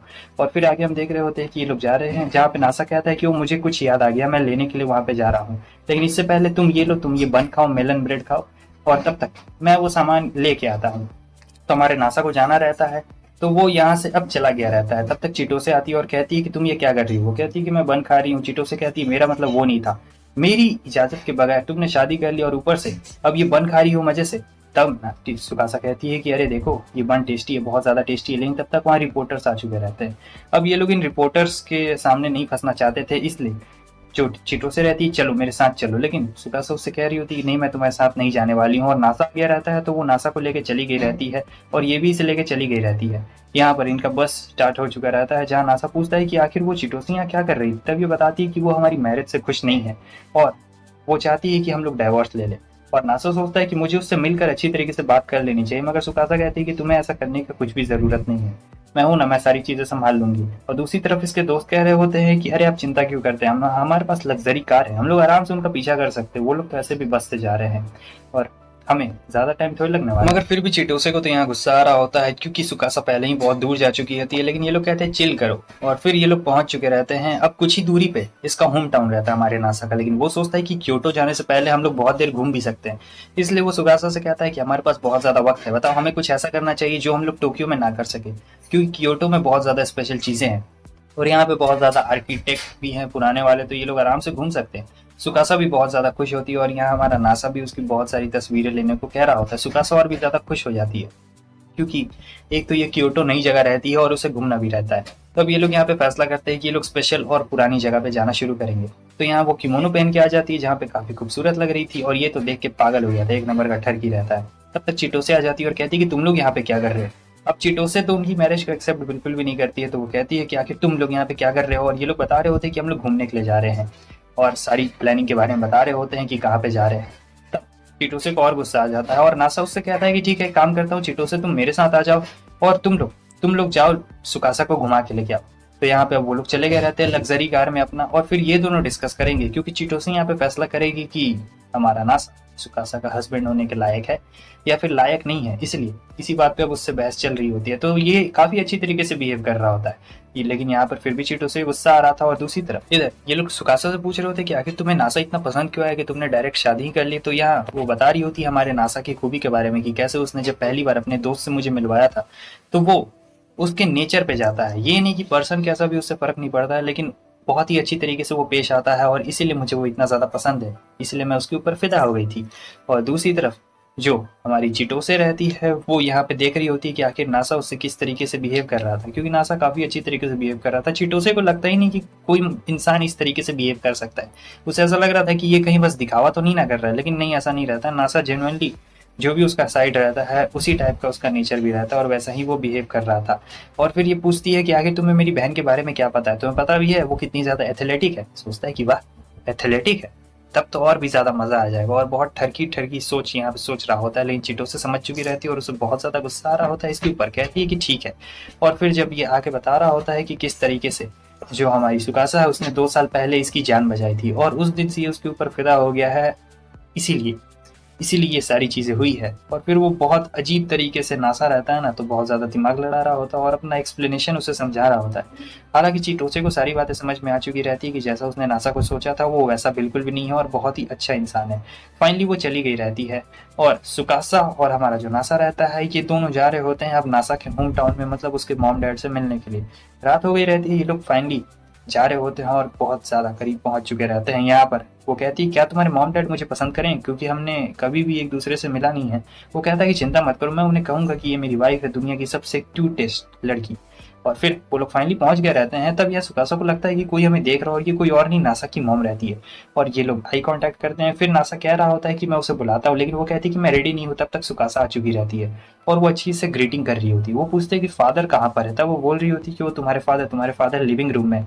और वो काफ़ी ज़्यादा घबराए हुए हैं। कोई बात नहीं, आ जाओ, तुम लोग दोनों अंदर क्यों नहीं आते हो। उसके बाद वो दोनों अंदर आ चुके रहते हैं जहाँ ये मिठाई लेके आए रहते हैं। उसके फादर कहते हैं कि तुम जाके नहाते क्यों नहीं हो नासा, लेकिन नासा कहता है कि मैं बिल्कुल भी नहीं जाने वाला हूँ। यहाँ पे इसके पेरेंट्स थोड़े से घबरा रहे होते हैं, थोड़े इंट्रोवर्ट टाइप के रहते हैं। और जो हमारा नासा रहता है वो कहीं भी नहीं जाने वाला था, क्योंकि वो सोच रहा था कि कहीं इसके बचपन की नंगी तस्वीरें ये लोग इसकी वाइफ को ना दिखाएं। और जब सुकासा उससे कहती है कि जाओ नासा जाकर नहा लो, तुम्हारे पेरेंट्स कह रहे हैं, तब वो एक ही बार में चला जाता है। यहाँ पे उसके डैडी इतनी देर से कह रहे थे तो वो नहीं जा रहा था, लेकिन उसके कहने के बाद तुरंत चला जाता है। अब जब वो नहा के आता है तो पूछता है कि मेरे पेरेंट्स ने क्या बोला। तब वो कहती है कि मैं तुम्हें नहीं बताने वाली हूँ, तुम्हारे पेरेंट्स ने मुझे तुम्हारे बारे में एक सीक्रेट चीज़ बताई है और मैं वो तुम्हें बिल्कुल नहीं बताने वाली हूँ। अब ये सोच रहा था कहीं सचमुच इन्होंने मेरी तस्वीर तो नहीं ना दिखा दी इसे। उसके बाद ये बता रहा होता है कि देखो हमारे घर में जितनी भी चीज़ें, फ़ोन, मोबाइल, लॉकर, क्लाउड में सब चीज़ रखता हूँ और लॉकर एकदम सेफ है। वेडिंग रिंग और फोटो सारे एकदम बढ़िया तरीके से रखे हुए, कोई टेंशन लेने वाली बात नहीं है। मॉम आती है और कहती है कि हम लोग तुम्हारे बगल वाले कमरे में, तो तुम लोग ज़्यादा शोर मत। नासा को समझ नहीं आया कि आखिर उसकी मॉम कहना क्या चाहती है कि ज़्यादा शोर मत मचाना। लेकिन फिर थोड़ी देर के बाद समझ आता है कि आज वो पहली बार अपनी वाइफ के साथ ऐसे सोने वाला, उसके पेरेंट्स बगल वाले कमरे में है। तो वो समझ ही रहता है कि आखिर वो कहने का क्या मतलब रहता है। और फिर बहुत ज़्यादा शर्मा रहा होता है, सोच रहा होता है कि अच्छा। वो कहती है कि ठीक है मैं नहा के आती हूँ। वो कहता है कि हाँ जाओ जाओ नहा के आओ, अपना टाइम लो। फिर वो नहा के रेडी हो चुकी रहती है और हमारा बंदा ठरकी रहता है, सोच रहा होता है कि आज हम पहली बार सेम लेवल पे सोए हुए हैं, क्या मैं इसे अब कह दूं, वैसे ये बहुत ज्यादा क्यूट लग रही है। और फिर वो कह देता है कि आओ मेरे हाथ पे सो जाओ, तो वो उसके हाथ पे सो जाती है। ऐसे दर्द तो हो रहा था लेकिन दिखाता है कि नहीं मुझे कुछ भी नहीं हो रहा है। सुकासा को पता लग गया रहता है और वो कहती है कि तुम्हारे हाथ में दर्द हो रहा है ना, लेकिन वो कहता है कि नहीं मेरे हाथ में बिल्कुल भी दर्द नहीं हो रहा है। वो कहती है अच्छा। और फिर वो जब ऐसे मुड़ती है तो इसके हाथ में बहुत जोर से दर्द होने लगता है। वो समझ चुका रहता है। फिर सुकासा जारी होती है और वो कहता है कि मुझे गुड नाइट किस चाहिए सोने से पहले। तो यहाँ पे किस भी हो चुका रहता है दोनों के बीच में, गुड नाइट किस रहता है। और जब वो सुबह उठती है तो सोच रही होती है कि ये बंदा वही ठरका है, पता नहीं क्या क्या करते रहता है। और शर्म भी बहुत जोर से आ रही होती है, क्योंकि इनके पेरेंट्स, मतलब नासा के पेरेंट्स बगल वाले कमरे में तो रहते हैं। जब ये ड्रेस चेंज कर रही होती है तब ये छुपके से देख भी लेता है। खैर इसमें कोई दिक्कत वाली बात नहीं है अब। और फिर उसके बाद ये इसके फादर से मिलती है, जहाँ पे इसके फादर सोच रहे होते हैं नासा के कि अब मैं इससे क्या बोलूँ, मतलब पहली बार मिले हुए रहते हैं और सोच रहे होते एकदम घबरा चुके रहते हैं। तो वो बताती है कि आप आर्कियोलॉजिस्ट है ना, नासा ने आपके बारे में बताया था। तो वो इसे अपना ऑफिस दिखाने के लिए लेके जाते हैं, जहाँ पे बहुत सारी किताबें रहती है। और वो कहते हैं कि कैसा लगा, तब वो कहती है अच्छा तो नासा को तेज दिमाग आपसे ही मिला है। लेकिन वो कहते हैं कि अरे नहीं, दिमाग के मामले में वो हमसे बहुत ज़्यादा आगे है, हम लोग तो उसके सामने कुछ भी नहीं है। तो वो पुरानी पुरानी किताबें दिखा रहे होते हैं जहाँ पे आर्कियोलॉजी के बारे में बहुत ज़्यादा चीज़ें लिखी हुई रहती है। तब तक नासा आता है और पूछ रहा होता है कि आप इसे क्या बता रहे थे। तब वो कहती है कि नहीं मैं पुरानी चीज़ें देख रही थी। वो कहता है कि तुम्हें तो पुरानी चीज़ों में इंटरेस्ट नहीं ना था, लेकिन वो ऐसा कह रही होती है कि नहीं मुझे बहुत ज़्यादा इंटरेस्ट है। और फिर उसकी मॉम ने उसे खाना खाने के लिए बुला लिया रहता है। तो अब ये दोनों चले जाते हैं खाना खाने के लिए और फिर कमरे में आ चुके रहते हैं, जहाँ पर ये बता रही होती कि मैं तुम्हारे साथ पुरानी पुरानी जगहों पे जाना चाहती हूँ घूमने के लिए, तस्वीरें भी खिंचवाना चाहती हूँ। तब ये लोग पुरानी जगह पे आ चुके रहते हैं और ये जो पुरानी जगह रहती है यहाँ पे ये लोग तस्वीर खींच रहे होते हैं। नासा का टाइम बहुत बढ़िया चल रहा होता है, नासा को मज़ा भी बहुत ज़्यादा आ रहा होता है। और हिस्ट्री के बारे में सुकासा भी बहुत कुछ जानती थी, क्योंकि उसे हिस्ट्री पसंद रहती है, नासा भी जानता था। और मज़े कर रहे होते हैं और ये लोग आ चुके रहते हैं एक अलग जगह पे जहाँ पे कुछ दिखता नहीं है। तब सुकासा बताती है कि पहले इस जगह पे बहुत कुछ हुआ करता था लाखों साल पहले, मगर फिर उनके पास ज़्यादा जगह नहीं थी तो उन्होंने इस कैसल को यहाँ पे डाल दिया और इस जगह पे बहुत सारी चीज़ें हुई है। अच्छा तुम एक काम क्यों नहीं करते हो, हम लोग यहाँ पे पहली बार घूमने के लिए आए हैं, तो एक काम करती हूँ कि मैं तुम्हारा वीडियो बना देती हूँ और तुम इसे यूट्यूब पे डाल देना, यही बढ़िया रहेगा। तो वो वीडियो रिकॉर्ड करना शुरू करता है और इसे कुछ पता ही नहीं लगता है कि आखिर अब ये क्या बोले। कहता है कि मेरा नाम नासा है और मेरी शादी हो गई है। और वो कहती है कि ऐसे नहीं बोलना है बुड़बक, थोड़े अच्छे तरीके से बोलना है तुम्हें, समझे। और फिर से वो करना शुरू कर देती है, लेकिन उसे शर्म आ रही होती है और इसे काफ़ी मज़ा आ रहा होता है। और ये बताती कि मैं तुम्हें एक चीज़ नहीं बताने वाली हूँ, क्योंकि जो हमारे नासा के फादर रहते हैं उसने सुकासा को कहा रहता है कि हमारी बेटे की जान बचाने के लिए बहुत बहुत शुक्रिया, क्योंकि वो हमारा इकलौता बेटा है और साथ ही साथ वो बहुत ज़्यादा नाजुक भी है। ऐसी बात है कि देखो वो बचपन से ही अकेला रहा है और हम लोग बहुत ज़्यादा खुश है कि हमें वैसा बेटा मिला। साथ ही साथ उसकी जान खतरे में थी, तुमने उस दिन उसे ट्रक से बचाया था, हम तुम्हारे शुक्रगुजार हैं। लेकिन सुकासा कहती है कि कोई बात नहीं, उसकी मॉम भी सुन रही होती है बाहर से। और फिर अब इनका जाने का वक्त आ चुका रहता है, जहाँ पे ये लोग कहते हैं कि अच्छी तरीके से जाना, और सुकासा और नासा के फादर बहुत ज़्यादा क्लोज आ चुके रहते हैं। वापस आते हैं तो देखते हैं कि इनका अपार्टमेंट पूरी तरीके से जल गया रहता है और नासा देखता है कि उनका लैंडलॉर्ड वहाँ पे, तो वो जाके पूछ रहा होता है कि आखिर हुआ क्या है। तब उनका लैंडलॉर्ड बताता है कि एक हादसा हो गया था जिसकी वजह से पूरा घर अब जल चुका है और सारा सामान भी जल गया, लेकिन नासा को बिल्कुल भी फिक्र नहीं होती है। उसे एक पॉट मिला हुआ रहता है जो कि उसके दोस्तों ने दिया था, तो वो उसी में काफ़ी ज़्यादा खुश रहता है। और सुकासा सोच रही होती कि ऐसे सिचुएशन में भी ये कितना ज़्यादा काम है। यही बात तो मुझे इसकी बहुत ज़्यादा अच्छी लगती है कि ये सारी सिचुएशंस को अच्छी तरीके से हैंडल करता है। और वैसे भी इसने कहा था कि सारी जो मेन चीज़ें हैं उसने तिजोरी में रख डाली है, तो कोई डरने वाली बात नहीं है और सब चीज़ बिल्कुल सेफ है। तो सुकासा को ये देख के काफ़ी अच्छा लगता है कि जो हमारा नासा यानी उसका हस्बैंड है वो एकदम कॉन्फिडेंटली और एकदम आराम से इस सिचुएशन को समझ रहा है। और फिलहाल अभी ये लोग जा रहे हैं एक नया घर ढूंढने के लिए, क्योंकि ये घर तो जल चुका है और वो रिपेयर नहीं होने वाला। और ये कहती है आई लव यू, मुझे तुम्हारी ये चीज़ बहुत अच्छी लगती है, लेकिन वो बताती नहीं है कि कौन सी चीज़ अच्छी लगती है। सो फाइनली हमें पता लगता है कि ये बाथ हाउस में आया हुआ रहता है और सोच रहा था कि मुझे एक होटल ले लेना चाहिए। मैं अपनी वाइफ के साथ ही तो रह रहा हूँ, तो मुझे एक होटल नहीं लेना चाहिए। और वैसे भी होटल में रहने में बुराई क्या है, आखिर है तो वो मेरी वाइफ ही, तो इसमें ज्यादा कुछ सोचने वाली बात बिल्कुल भी नहीं है। हालांकि शर्म बहुत ज्यादा आ रही होती है यहाँ पे सुकासा को। जब वो सोच ही रहा होता है तब तक वहाँ पे कनामे आ जाती है और कहती है कि तुम क्या ठरकी जैसा कुछ सोच रहे हो। वो कहता है कि तुम यहाँ पे, और फिर पानी के अंदर तुरंत ही चला गया रहता है। कनामे कहती है कि मुझे पता है तुम लोग को रहने के लिए एक जगह चाहिए, इसलिए मुझे लगता है कि तुम लोग यहाँ पर रह सकते हो, क्योंकि हमारे पास पहले से ही एक रूम खाली है। फिर सुकासा आ जाती है और वो बता रहे होते हैं कि कैसे अब ये लोग यहाँ पे शिफ्ट होने वाले हैं। वो कहती है कि ठीक है मैं पूछ लेती हूँ। तो कनामे यहाँ पे उन्हें उनका कमरा दिखाने के लिए लेके जाने वाली रहती है, क्योंकि नया जगह तो रहता नहीं है। तो और वैसे भी ये कनामे का बचपन का दोस्त रहता है, तो वो उन्हें रूम दिखाती है। नासा कहता है कि तुम्हें अपने मॉम से बात कर लेना चाहिए। वो कहती है कि ठीक है मैं जाती हूँ, अपनी मॉम से बात कर लेती हूँ और फिर सारी चीज़ें डील करके आती हूँ, कितना लगेगा और कितना। तो वो चली गई रहती है और फिर ये बोल रहा होता है कि अब से हम लोग यहीं पे रहने वाले हैं। सुकासा कहती है कि मैं तुम्हें बहुत पसंद करती हूँ डार्लिंग, मतलब तुम सचमुच काफ़ी ज़्यादा कूल हो। मैं इतना कॉम्प्लीमेंट दे रही होती है कि बेचारा शर्मा गया रहता है। फिर कनामे आ जाती है और कहती है कि मॉम ने कह दिया है कि तुम दोनों यहाँ पर रह सकते हो, तो आराम से इंजॉय करो। शाम के सीन में हमें दिखाया जाता है जहाँ ये सोचती है कि अब वो लोग यहाँ रहने वाले हैं। हालांकि जो आया है वो नासा को पसंद करती है, लेकिन आया को अभी तक पता नहीं रहता है कि नासा की शादी हो गई है।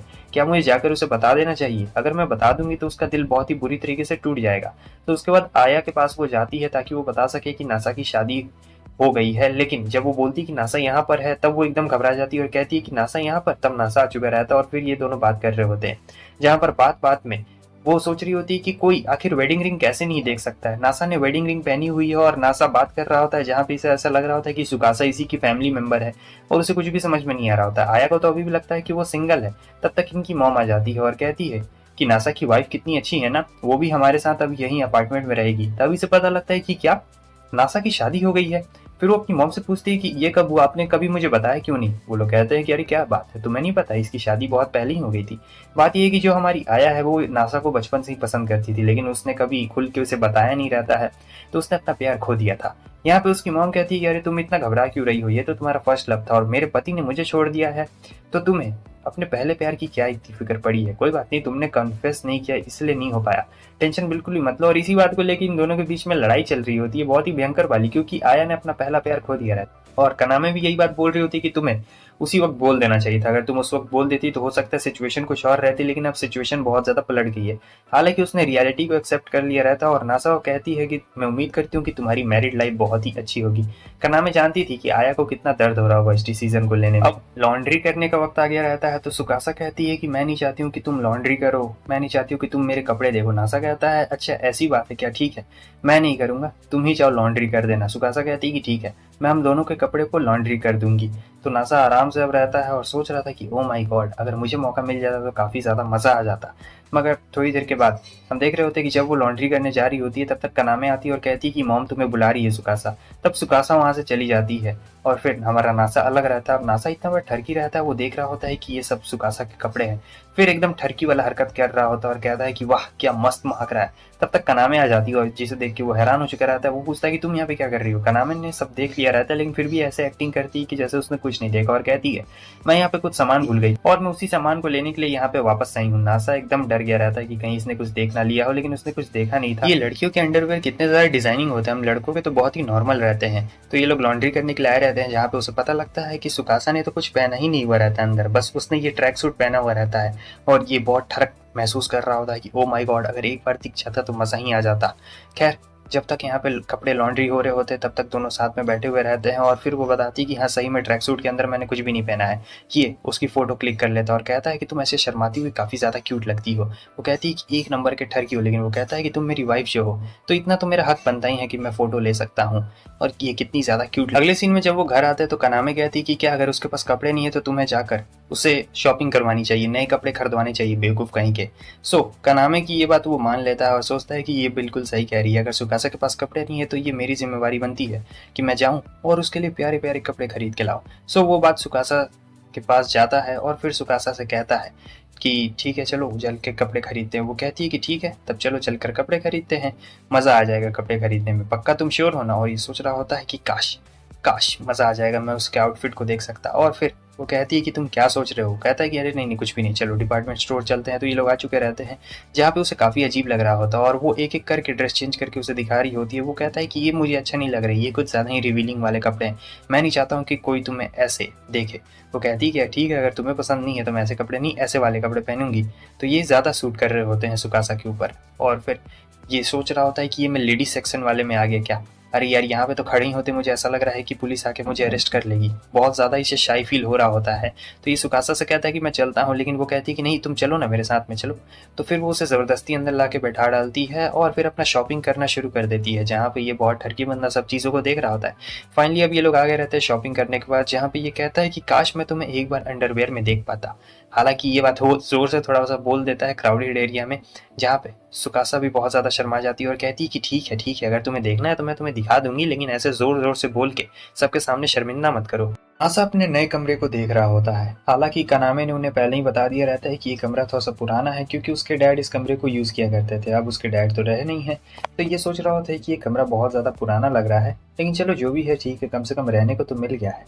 और सुकासा यहाँ पे कह रही होती है कि मैं तुम्हारे लिए खाना बनाने वाली हूँ। सुकासा ने उसके लिए खाना बनाया रहता है और वो कहता है कि हमारे पास तो कुकर है ही नहीं, आखिर तुमने चावल किस तरीके से बनाए। वो बताती है कि देखो इंसान बहुत पहले से राइस बनाते आ रहे हैं और हमें इसके लिए कुकर की ज़रूरत बिल्कुल भी नहीं पड़ती, हम लोग इसे किसी पॉट में भी बना सकते हैं। और सोच रहा होता है कि ओ माय गॉड ये तो नए तरीके का मतलब डिश है, एक तरीके से नए तरीके से चावल इसने बनाया और खाता है तो बहुत टेस्टी लगता है। उसकी बहुत ज़्यादा तारीफ कर रहा होता है और कहता है कि ये बहुत जूसी है। वो बताती है कि सुपर मार्केट में काफ़ी ज़्यादा सस्ते से मिल गया है मुझे ये, और मैं हर वो डिश को बनाकर तुम्हें खिलाना चाहती हूँ जो तुमने आज तक कभी खाया नहीं है, क्योंकि मैं तुम्हारी जीभ को एक नए चीज़ का टेस्ट दिलवाना चाहती हूँ। अब पता नहीं कौन से टेस्ट का बात कर रहा है, लेकिन शायद किसी और चीज़ के बारे में बात कर रहे हैं। नासा तो बहुत ज़्यादा शर्मा गया था, लेकिन खाना बहुत ज़्यादा टेस्टी रहता है। उसके बाद ये दोनों अपना ही ऐसा फ्लर्टिंग करते जा रहे होते हैं। सुकासा तो बहुत ज़्यादा मज़े ले रही होती है इसकी। और फिर अब ये टीवी देखने के लिए गया रहता है, लेकिन टीवी तो यहाँ पे ऑन हो ही नहीं रहा होता। सुकासा कहती है कि क्या, लेकिन फिर बाद में टीवी ऑन हो चुका रहता है और टीवी में भी कुछ खास प्रोग्राम नहीं आ रहा था। तब तक कनामे आ जाती है और कहती है कि हमारे कस्टमर ने हमें ये मेलन दिया है, ये लो ये मेलन तुम दोनों के लिए और तुम दोनों इसे आराम से खाओ, मैं तुम दोनों को डिस्टर्ब बिल्कुल भी नहीं करने वाली हूँ। अब जब कनामे चली गई रहती है तो ये दोनों बिल्कुल अकेले हो जाते हैं। तो इसके बाद वो लोग मेलन को काटते हैं और बहुत शर्माते हुए खाना शुरू कर देते हैं। तो मेलन काफ़ी ज़्यादा टेस्टी लग रहा होता है, तो ये दोनों खाते हैं और खाना बहुत ज़्यादा टेस्टी लग रहा होता है। सो नासा के दिमाग में एक आइडिया आता है कि मैं तुम्हें मेलन खिलाऊंगा। वो कहती है कि क्या, मगर मुझे बहुत ज़्यादा शर्म आ रही है। वो कहता है कि तुमने मुझे पहले खिलाया था ना, याद है तुमने मुझे नूडल्स खिलाए थे, अब मेरी बारी है। मैं तुम्हें वो सारी चीज़ों का एक्सपीरियंस दिलवाना चाहता हूँ जो तुमने आज तक कभी एक्सपीरियंस ना किया हो। फिर वो अपना बड़ा सा मुँह खोलती है, छोटा सा मुँह खोलती है और बड़ा सा बाइट लेती है, काफ़ी टेस्टी लगता है और ऐसे ही वो लोग खा जाते हैं आधे से ज़्यादा मेलन को। उसके बाद जब वो कनामे के साथ था तो उसका लैंडलॉर्ड का फ़ोन आता है जहाँ पर वो उसे बिल्डिंग की डिटेल भेजता है। वो कहती है कि इतनी जल्दी मूव आउट करने जा रहे हो। वो कहता है कि हाँ, उसने कहा है कि नया घर जाके देख लो तो बनने वाला है। तो इसके बाद वो जाता है सुनामे के पास और फिर उससे कह रहा होता है कि चलो हमें नया घर देखने के लिए जाना है, मेरे लैंडलॉर्ड ने मुझे फ़ोन किया। सुकासा कहती है कि ठीक है। तो वो लोग आगे रहते हैं। सुकासा कहती है क्या तुम्हारा लैंडलॉर्ड कुछ तेल का बिजनेस करता है क्या, मतलब ये जगह? वो कहता है कि मुझे नहीं पता है, लेकिन उसने कहा था, इसी लोकेशन को भेजा है उसने, और कहा था कि हमें रेंट भी उतना ही देना पड़ेगा। चलो अब यहाँ पे आ गए हैं तो घर भी चलकर देख ही लेते हैं। तो सुकासा उसे लेके अंदर जाती है, और ये होटल नहीं, ये तो महल लग रहा होता है, मतलब बहुत ही ह्यूज और काफ़ी एक्सपेंसिव लग रहा होता है। वो देखती है कि वाह सचमुच कमाल का है, किचन भी है, बाथटब भी है, काफ़ी मज़ा आ रहा होता है, नज़ारे का मज़ा ले रही होती है। बाथटब में बैठी हुई रहती है और कहती है कि वाह यहाँ से नज़ारा काफ़ी अच्छा दिख रहा है। लेकिन जो नासा रहता है वो ठरकी होता है और सोचता है कि अगर हम लोग इस घर में शिफ्ट हो जाएंगे तो हम लोग दोनों एक ही बाथटब में नहा पाएंगे। ओ माय गॉड, ये तो बहुत ही ज़्यादा मज़ेदार चीज़ें हैं। एक मिनट रुको, इसका मतलब हम लोग एक ही बेड पे सो भी पाएंगे, क्योंकि यहाँ का जो बेड रहता है वो एकदम किंग साइज वाला बेड रहता है और काफ़ी कंफर्टेबल बेड भी रहता है। तो वो लोग पूरा घर देख लेते हैं, उसके बाद कहते हैं कि काफ़ी बढ़िया घर है, और फिर वो लोग बाहर निकल जाते हैं। तब शाम में उसका लैंडलॉर्ड का मैसेज आता है कि माफ़ करना, मैंने एड्रेस गलत भेज दिया था। और फिर वो सुकासा से माफ़ी मांग रहा होता है, कहता है मुझे माफ़ करना, लेकिन चिंता मत करो, मैं मेहनत करके ऐसा घर ज़रूर खरीद लूँगा। वो कहती है कि देखो मुझे इससे फ़र्क नहीं पड़ता, घर छोटा हो, घर बड़ा हो, या फिर कैसा भी घर हो, तुम जहाँ भी रहोगे या फिर जहाँ भी मुझे रखोगे वही घर मेरे लिए सबसे अच्छा और सबसे कीमती रहेगा।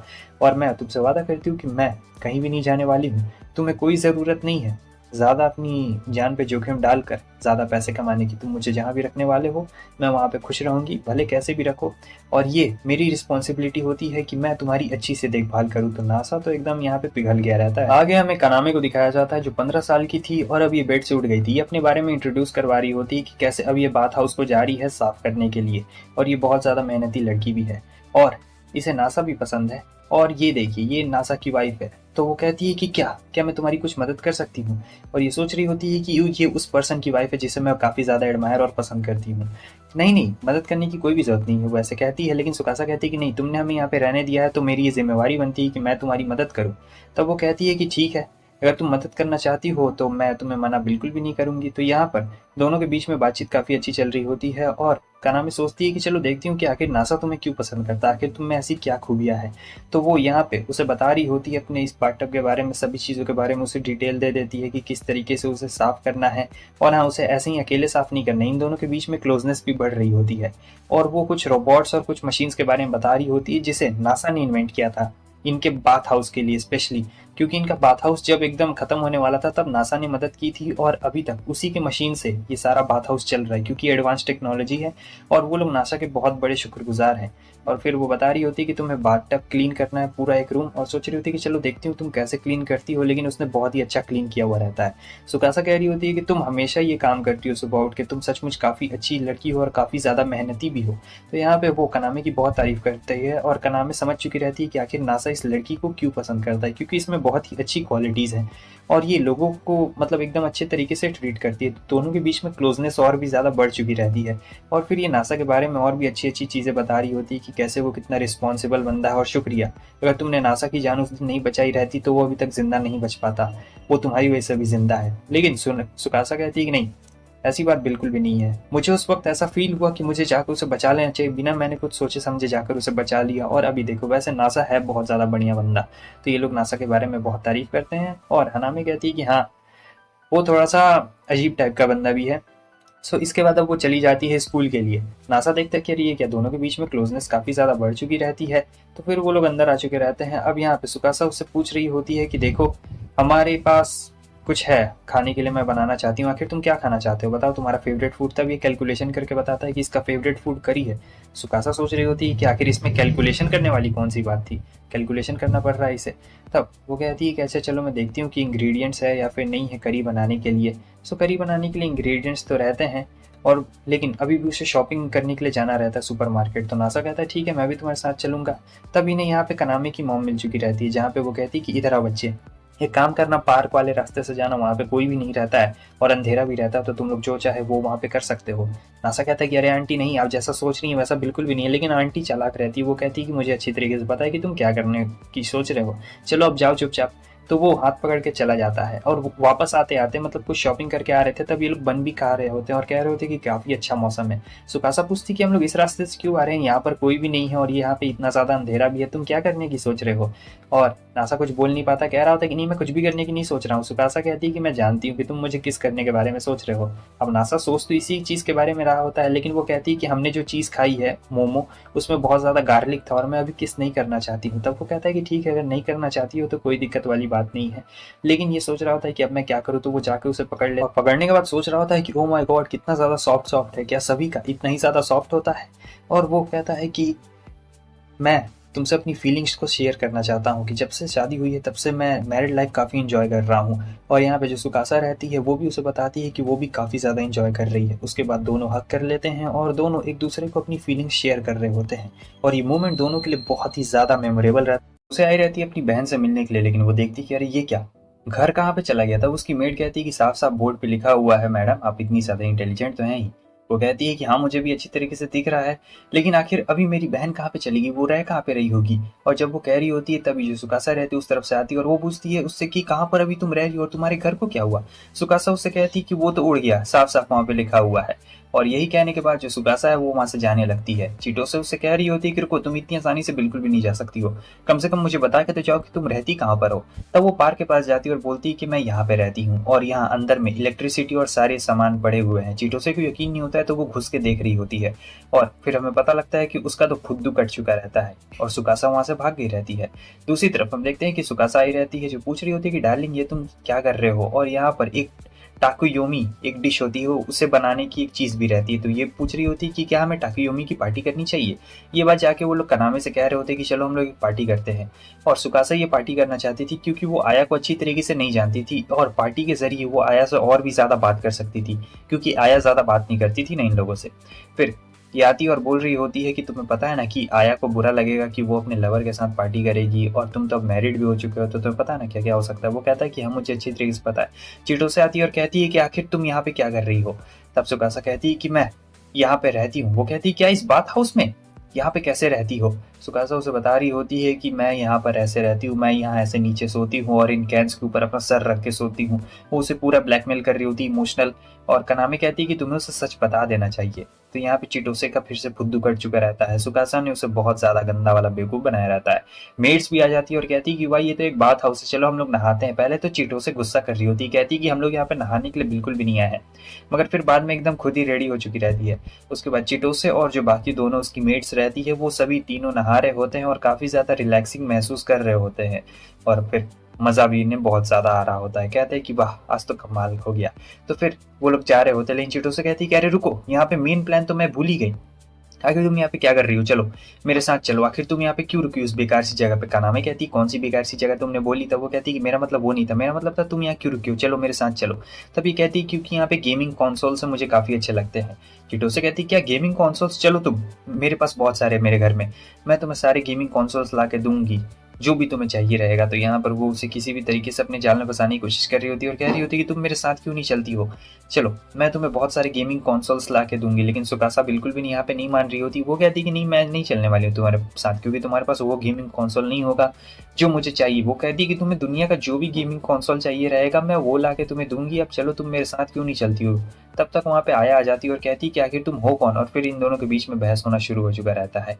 वैसे इन दोनों का मकसद तो एक ही रहता है और फिर हमें पार्टी के बारे में पता चलता है। तो ये लोग अब पार्टी करने के लिए एकदम रेडी रहते हैं, लेकिन पार्टी करने के लिए और सामान भी तो चाहिए रहता है। सुकासा कहती है कि हम लोग सामान कहाँ से लेके आएंगे, हमें पार्टी करने के लिए और सामान चाहिए। तब तक मेड्स कहती है कि हमारे पास सामान है, तो पहले से सामान रहता है, तो अब पार्टी शाम में शुरू होने वाली रहती है। आया कहते हैं चलो देखते हैं कि तुम हमारे नासा के लायक हो या फिर नहीं हो, तुम कितना अच्छा खाना बना सकती हो या फिर नहीं बना सकती हो। अब इस बात को सुन के चिटोसे को गुस्सा आ जाता है, क्योंकि उसकी बड़ी बहन के बारे में वो ऐसा बोल रही होती है। तब वो कहती है कि ये बंदा उसके लायक नहीं है, समझी, ना कि वो इसके लायक, समझी।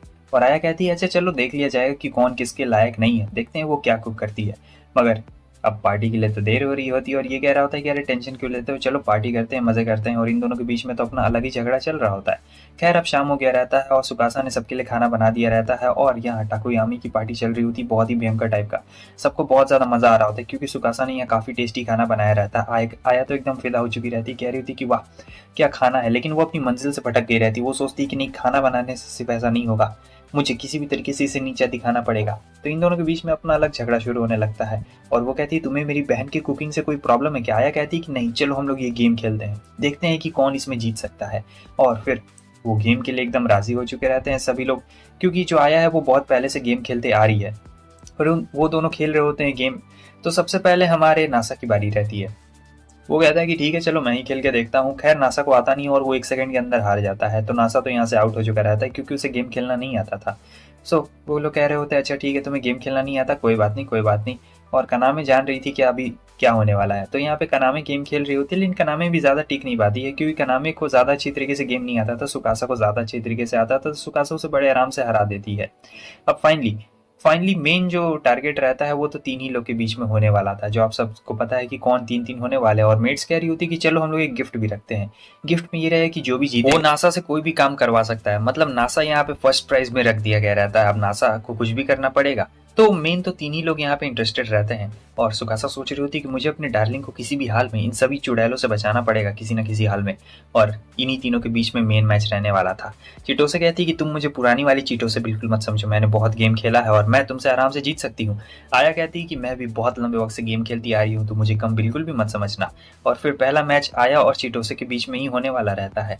चिटोसे कहती है कि देखना 1 सेकंड में मैं तुम्हें हरा दूंगी, लेकिन 1 सेकंड में तो वो खुद ही हार गई रहती है। आया जीत गई रहती है और यहाँ पे किसी को यकीन नहीं हो रहा होता है कि आखिर ऐसा कैसे हो गया, लेकिन वो बड़े आराम से जीत गई रहती है। तो फाइनली यहाँ पे सुकासा और आया के बीच में होने वाला रहता है और आया कह रही होती है कि तुम भले कितनी बार में क्यों ना खेल लो, मैं हरा डालूंगी। और चलो देखती हूँ कि आखिर तुम मुझसे टिक पाती हो या फिर नहीं टिक पाती हो। अब इसके हस्बैंड की इज्जत इसके हाथों में रहती है, क्योंकि अगर हार गई तो बहुत दिक्कत हो जाएगी। वो लोग कुछ भी करवा सकते हैं हमारे नासा से। तो इनकी लड़ाई काफ़ी अच्छी चल रही होती है, लेकिन जो आया थी यहाँ पे इसके पास अपर हैंड रहता है और ये बड़े आराम से हमारे सुकासा को हरा डालती है, क्योंकि उसके ज़्यादा एक्सपीरियंस नहीं था उस तरीके का। अब यहाँ पे सुकासा को गुस्सा आता है। वो कह रही होती है कि अच्छा चलो अब दूसरा गेम खेलते हैं, मतलब एकदम ओरिजिनल वाला गेम, नया वाला नहीं, एकदम पुराना वाला कंसोल से। तो पुराने वाले कंसोल में क्या रहता है कि सुकासा को थोड़ा सा आसान रहता है, उसने पहले भी ऐसा खेला हुआ रहता है। और आया को तकलीफ हो रही होती है, तो वो पहला मैच तो बड़े आराम से हार गई रहती है आया, लेकिन धीरे धीरे करके वो सीख रही होती है। और सुकासा कहती है कि चलो देखती हूँ। आया ने भी यहाँ पे काफ़ी अच्छी ग्रिप बना ली होती है और काफ़ी अच्छी प्रैक्टिस कर रही होती है।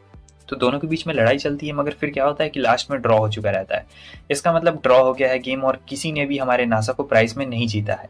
खैर अब इनका पार्टी वापस से शुरू हो चुका रहता है और ये लोग बड़े मज़े से खा रहे होते हैं। काफ़ी ज़्यादा मज़ा आ रहा होता है, खाना पीना सब चीज़ हो चुका रहता है और काफ़ी मज़े के साथ साथ में हमें ये पता लगता है कि अब सब लोग जा रहे होते हैं। खैर राइवलरी अभी भी बाकी रहती है।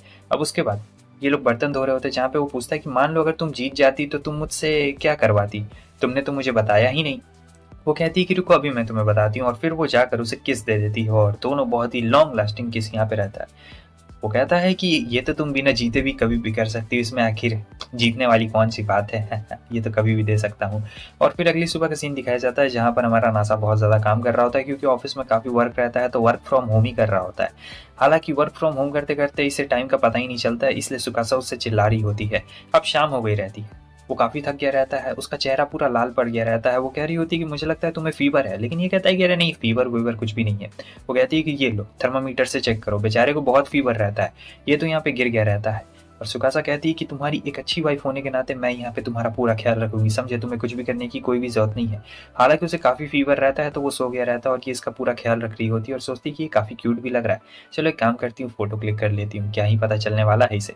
खैर अब सोते सोते रात के 8 बज गए रहते हैं और वो 8 बजे उठ गया रहता है। अब पहले से फीवर कम हो गया रहता है और सुकासा को ये बात पहले से पता रहती है कि थोड़ा सा ही फीवर था और दवाई देने पे ही ये ठीक हो जाएगा, इसलिए अब ज़्यादा टेंशन की कोई भी बात नहीं है। वो कहता है मुझे माफ़ करना, मेरी वजह से तुम्हें परेशानी हुई। सुकासा कहती है कि नहीं तुम्हारी वजह से कोई भी परेशानी नहीं हुई मुझे, समझे। अब चलो अपने कपड़े उतारो, क्योंकि तुम्हारा पूरा कपड़ा भीग चुका है। तो वो यहाँ पे इसकी पीठ को रब कर रही होती है, और जब वो पीठ को रब कर रही होती है तो ये बड़े अजीब अजीब नॉइजेस निकाल रहा होता है। और फिर वो कहती है कि चलो अब पैंट भी उतारो, पैंट भी उतारना है। वो कहता है मैं पैंट नहीं उतारने वाला हूँ, मान लो अगर हमारा जेंडर रिवर्स होता तो तुम इसके बारे में क्या सोचती। और वो सोच रही होती है। खैर ये भी बहुत ठरकी होती है और ये भी बहुत ही अलग इमेजिनेशन में जी रही होती है। वो कहती है कि मुझे इससे कोई प्रॉब्लम नहीं होती, अच्छा ठीक है तुम पैंट नहीं उतारना चाहते हो तो मत उतारो। और फिर दोनों बहुत ज़्यादा ही शर्मा गए रहते हैं। उसके बाद इन दोनों का टाइम ऐसे ही कट जाता है। अब सोने का वक्त आ गया रहता है, जहाँ पे वो कहता है कि मुझे तो पता ही नहीं लगा था कि मुझे फीवर भी आया था। शायद मुझे कभी पता ही नहीं चलता है। सुकासा कहती कि यहाँ तुम्हें कभी पता नहीं चलता, याद है हमारी पहली मुलाकात में तुम्हें इतनी चोट लगी थी, अगर मैं तुम्हें नहीं बताती तब भी तुम बेहोश नहीं होते, और अभी भी तुम्हें इतना ज़्यादा फीवर था, अगर मैं तुम्हें नहीं बताती तो तुम बिल्कुल भी ध्यान नहीं देते, तुम एक नंबर के गधे हो, समझे, तुम्हें कुछ भी समझ में नहीं आता है, मुझे तुम्हारा पूरा ख्याल रखना पड़ेगा अब, समझे, और तुम्हें पूरी मेरी बात माननी पड़ेगी। तो यहाँ पे वो उसे अच्छी तरीके से समझा देती है। और फाइनली अब दोनों सो रहे होते हैं और यहाँ नासा कुछ कुछ सोच रहा होता है और वो सोचता है कि क्या इसने मेरा हाथ पकड़ा सोते हुए, नहीं मुझे लगता है मेरा इमेजिनेशन है, लेकिन नहीं, उसने सही में इसका हाथ पकड़ा रहता है और कहता है कि तुम कैसे अब महसूस कर रहे हो। और वो कहता है कि हाँ मैं पहले से बहुत अच्छा महसूस कर रहा हूँ, वैसे मैं समर फेस्टिवल में तुम्हारे साथ जाना चाहता था, इसलिए मैं ओवर वर्क कर रहा था ताकि मैं तुम्हारे साथ आराम से जा सकूँ। वो कहती है कि अच्छा मैंने वो पैम्पलेट देखा था। फिर दोनों और नज़दीक आ चुके रहते हैं और वापस से एक और जोरदार किस हो गया रहता है, लेकिन ये ठरकी रहता है, थोड़ा नीचे जा रहा होता है। तभी सुकासा उसे मना करती है और कहती है कि हम लोग किसी और के घर में, हम लोग ऐसा बिल्कुल भी नहीं कर सकते और तुम्हें अपने आप को कंट्रोल में रखना पड़ेगा, वरना इसकी बहुत बड़ी वाली सजा तुम्हें मिलने वाली है। अब नासा सोच रहा होता है कि ओह क्या मुसीबत है यार, कहाँ पे मैं फंस गया, खैर कोई बात नहीं, अच्छी बात है। और फिर अगले दिन ये बोल रही होती है हमारे कानामे से फेस्टिवल में जाने के लिए, तब कानामे उसे आइडिया देती है कि तुम्हें किमोनो पहन के जाना चाहिए, किमोनो में तुम काफ़ी ज़्यादा ब्यूटीफुल लगोगी और मज़ा भी आएगा तुम लोग को जाने में, तुम लोग कपल जो हो। तो यहाँ पे वो एक किमोनो भी निकाल के इसे देती है और कहती है कि तुम ऐसे किमोनो में जाओ। जब वो किमोनो चेंज कर रही होती है, मतलब ड्रेस चेंज कर रही होती है, तब हमारा नासा सोच रहा होता है अब तो मैं मैरिड हूँ, तो अब तो मैं देख सकता हूँ, कपड़े चेंज कर रही है तो कोई दिक्कत वाली बात नहीं है। सो वो ये बात कह भी देता है कि मुझे देखना है और साफ साफ वो बोल भी देती है कि ठीक है अगर तुम देखना चाहते हो तो इसमें कोई बुराई नहीं है, आज नहीं तो कल तो देखना ही है, तो तुम देख सकते हो। तो वो पूरा एकदम आके फाड़ के देख रहा होता है। वैसे ये बहुत ज़्यादा क्यूट लग रही होती है और नासा अपने आप को संभाल नहीं पा रहा होता है। वो धीरे धीरे इसके पास में आता है और कहता है तुम बहुत क्यूट हो, और फिर से वापस से किस कर देता है। अब सुकासा कैसे अपने इस ठरकी पति को समझाए, खैर वो पीछे हटा देती है उसे और कहती है कि बस अब बहुत हो गया, चलो हमें चलना चाहिए। तो वापस से अब चेंज हो चुका रहता है और फाइनली वो अपना कैमरा भी लेके जाता है, क्योंकि यहाँ पे कहता है कि मैं बहुत सारी फोटोज क्लिक करूंगा, सारी मेमोरीज में रखना चाहता हूँ। तो ये लोग आ चुके रहते हैं यहाँ पे, जहाँ पे उसे भूख लग गई रहती है सुकासा को, और ताकोयाकी भी यहाँ पे मिल रहा होता है, तो वो उसे लेके आता है और फिर दोनों मज़े से खा रहे होते हैं ताकोयाकी को और मेले को देख रहे होते हैं, काफ़ी इंजॉय आ रहा होता है। तब तक वो जाते हैं जहाँ पे आया ने एक शॉप लगाई रहती है और चिटोसे उसकी मदद करने के लिए आई रहती है, लेकिन चिटोसे को खुद नहीं पता रहता है कि वो यहाँ क्यों आई थी। तब वो कहती है कि तुम मेरी दोस्त हो ना, इसलिए तुम यहाँ पे आई हो, आए और वो कब से अच्छे दोस्त बन गए। तब आया बता रही होती है कि 300 रुपया लगेगा एक बार में, मछली को पकड़ना है, जाल नहीं फटना चाहिए, बोलो तुम इसके बारे में क्या कहते हो, क्या तुम्हें इस चैलेंज को मंजूर है।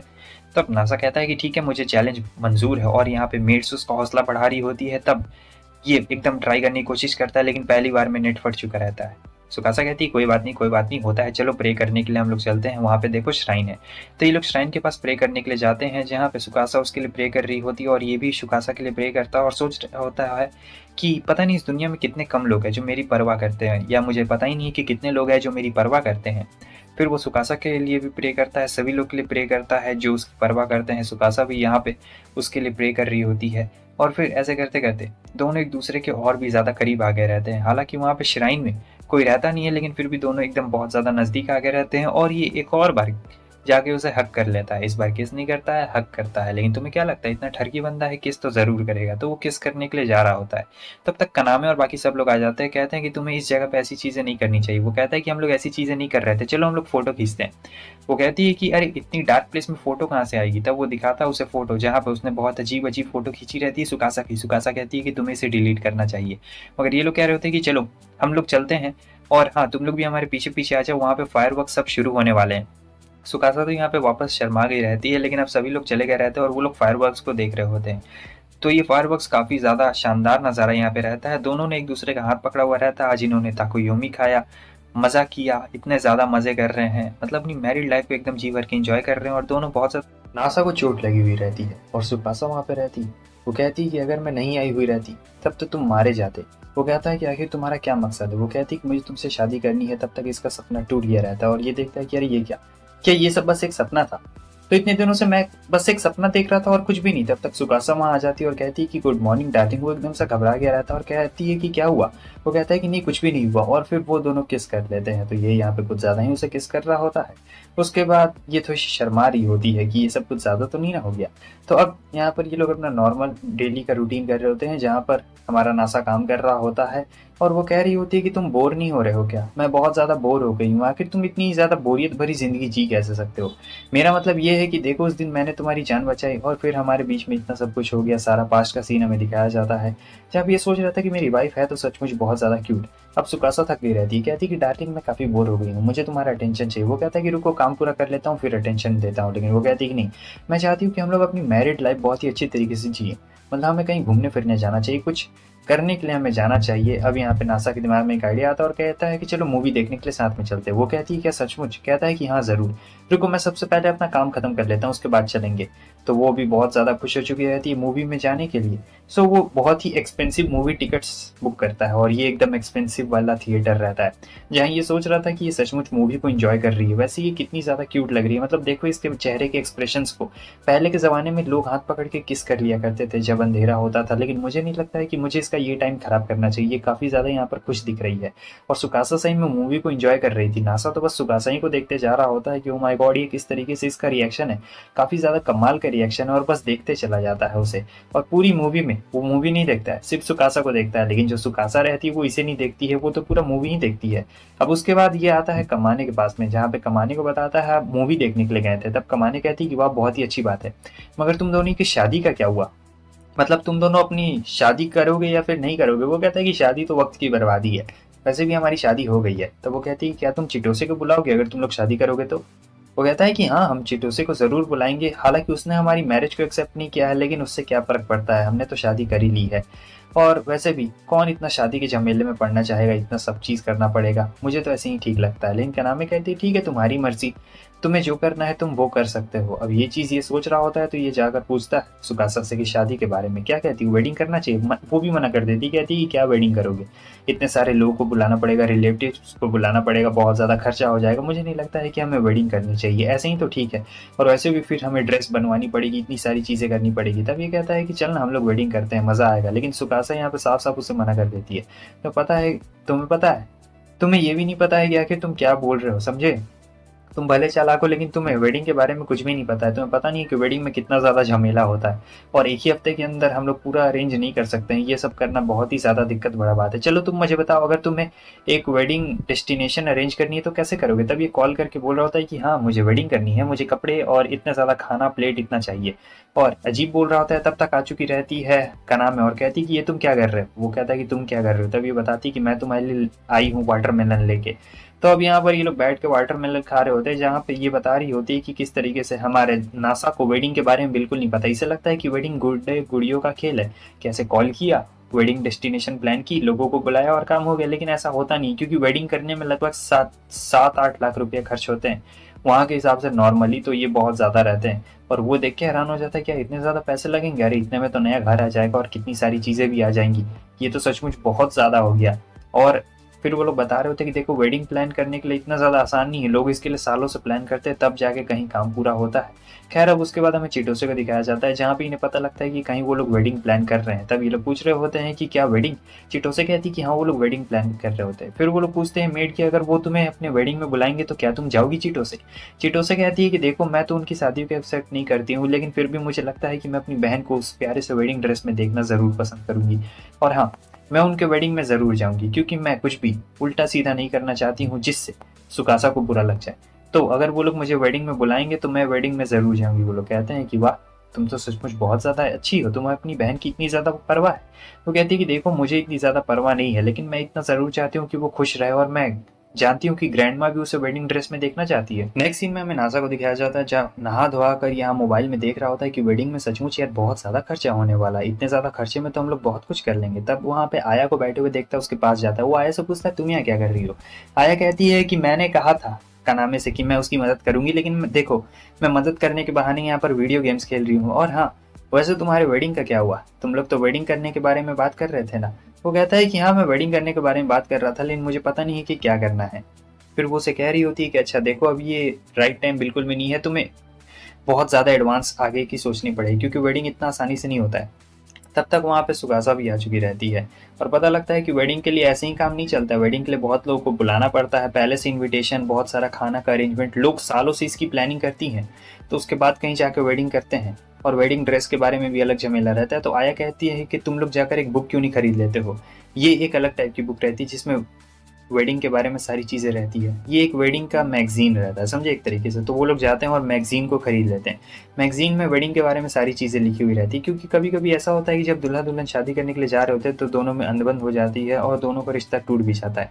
तो ये सारी चीज़ें भी उस वेडिंग वाले में लिखी हुई रहती है। और ये देखकर ये दोनों काफ़ी ज़्यादा ब्लश कर रहे होते हैं कि पता नहीं दुनिया में कैसे कैसे लोग रहते हैं। मतलब जो 1 साल से डेट कर रहा है, शादी आते आते तक कैसे अपनी शादी को तोड़ सकता है। तो बहुत सारी चीज़ें, मतलब वेडिंग के लिए स्पेशली एक बुक लिखी गई रहती है। लेकिन जो कपल्स रहते हैं वो बहुत ज़्यादा हैप्पी रहते हैं। मतलब जिनका बहुत टाइम से रिलेशनशिप चल रहा है वो लोग आखिर में हैप्पी ही रहते हैं। सुकासा को इससे फ़र्क नहीं पड़ता है कि वो लोग वेडिंग करें या फिर ना करें, क्योंकि इन लोगों ने पहले ही तो वेडिंग कर ली रहती है। इन लोगों ने ऑन पेपर वेडिंग की रहती है ना, तो वही सुकासा के लिए बड़ी बात रहती है। और वैसे भी ये जानती है कि नासा इसे बहुत ज़्यादा पसंद करता है और नासा इसे कभी भी नहीं छोड़ने वाला है। और नासा भी बिल्कुल यही सोचता है। अब रात के सीन में दिखाया जाता है जहाँ पे नासा बहुत ठरकी हो रहा होता है और दोनों एक दूसरे को अपनी फीलिंग्स बता रहे होते हैं।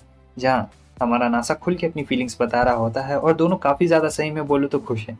ऐसे ऑन पेपर वाली वेडिंग इनकी काफ़ी ज़्यादा अच्छी चल रही है। जो नॉर्मली वेडिंग होता है ना, उससे तो बढ़िया ही चल रही है। और लास्ट में दोनों किस भी कर लेते हैं। तो आजकल ये कुछ ज़्यादा ही ठरकी हो रहा है और कुछ ज़्यादा किस कर रहा है। आगे हमें पता लगता है कि अभी भी ये काम कर रहा होता है। हमारा नासा काम कर रहा होता है और कहता है कि ये जो तुम टीवी प्रोग्राम देख रही हो उसमें जो मैथ का फॉर्मूला है वो गलत है।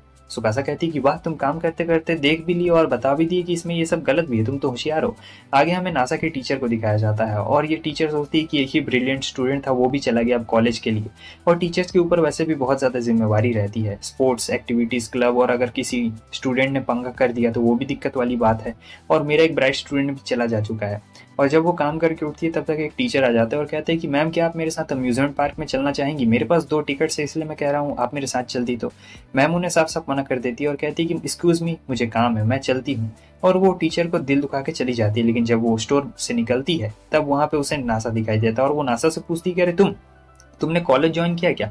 वो कहता है कि अभी नहीं, मैं थोड़ा सा बिजी हूँ। तो वो नासा के हाथ में एक रिंग को देखती है और वो सोच रही होती है क्या इसने शादी कर ली। फिर वो उसे पूछती है तब ये कहता है कि हाँ, मैंने शादी कर ली। टीचर सोच रही होती कि क्या ये इसने शादी कर ली, कहीं ये किसी गलत लड़की के संगत में तो नहीं ना पड़ गया। तो वो चली जाती है सीधे इसकी वाइफ से मिलने के लिए। सुकासा देख के हैरान होती है कि अरे ये कौन है। नासा बताता है कि ये वो टीचर है जिसके बारे में मैंने तुम्हें बताया था। अब सुकासा को देखने के बाद वो कह रही होती है कि ये तो बहुत ज़्यादा क्यूट है और काफ़ी अच्छी लड़की भी लग रही है। तो उसके बाद दोनों एक दूसरे को इंट्रोडक्शन करवा रहे होते हैं, जहाँ पे ये काफ़ी अच्छी तरीके से बात कर रही होती है सुकासा। और नासा को देख के वो समझ गई रहती है कि ये दोनों सचमुच एक दूसरे से बहुत ज़्यादा प्यार करते हैं। देखने से तो ऐसा लगता है, लेकिन क्या ये सीक्रेटली लव करते हैं? उसके बाद सुकासा उनके लिए खाना बनाती है। पहले तो टीचर मना कर देती है, लेकिन फिर उन्हें भूख लगी हुई रहती है तो वो खाना अब यहाँ पे खा रही होती है और सोचती है कि ये दोनों अभी भी बहुत ज़्यादा यंग है। लेकिन फिर भी देखो, दोनों के बीच में प्यार एकदम साफ साफ दिखाई दे रहा है। दोनों के बीच में बिल्कुल भी जेलेसी नहीं है। उसके बाद वो नासा से पूछती है कि तो तुम किसी कॉलेज में हो, क्योंकि वेडिंग करने के बाद लोग ज़्यादातर कॉलेज जाते हैं या फिर कुछ जॉब करते हैं। तब ये कहता है कि नहीं, अभी तो मैं जॉब ही कर रहा हूँ और मुझे पैसे कमाने हैं, कॉलेज जाने का मैंने कुछ भी नहीं सोचा है। मगर वो कहती है कि मुझे तुम्हारी फ्यूचर के बारे में थोड़ी सी चिंता हो रही है, मैं चाहूँ तो तुम्हारी मदद कर सकती हूँ। लेकिन नासा कहता है कि नहीं मैम। और फिर बात करने के बाद वो लोग बाय कह देते हैं। अब टीचर यहाँ पे आ चुकी रहती है तो टीचर वापस से उन्हीं टीचर को कॉल लगाती है और कहती है कि मैं अम्यूजमेंट पार्क चलने के लिए तैयार हूँ, अगर आपके पास टाइम है तो। वो टीचर तुरंत ही कहता है अरे हाँ हाँ, क्यों नहीं मैम, चलिए। अगले दिन बाथ हाउस में एक बंदा आता है और ये काफी गुस्से में रहता है और ये कहता है कि आखिर नासा कहाँ पर है। इसे सुन के तो कनामे काफी डर गई रहती है, लेकिन सुकासा उसके सामने खड़ी रहती है और ये काफी गुस्से में लग रहा होता है, कह रहा होता है कि कहाँ पर है, मुझे वो चाहिए। लेकिन सुकासा उसके सामने खड़ी रहती है और कह रही होती है कि आखिर तुम्हें क्या काम है और तुम्हें यहाँ पे खड़े रहना है तो तुम्हें इसके लिए पैसे देने पड़ेंगे, समझे, तुम्हें इतने ज़्यादा पैसे देने पड़ेंगे। कनामे तो देख के डर गई रहती है कि आखिर पता नहीं ये बंदा यहाँ पे क्या करने के लिए आया है। और ये पूछता है कि बताओ, मैंने पूछा आखिर वो कहाँ पर है, लेकिन ये कहती है कि मैं नहीं बताने वाली हूँ। तब तक वहाँ पे आ चुका रहता है हमारा नासा और फिर वो कहता है कि ओ भैया, मैं आपसे कितने दिनों के बाद मिल रहा हूँ। अब इसे सुन के सब हैरान हो चुके रहते हैं। तब हमें पता लगता है कि ये हमारे नासा का कज़न है और इसका नाम जिंगा रहता है, समझे।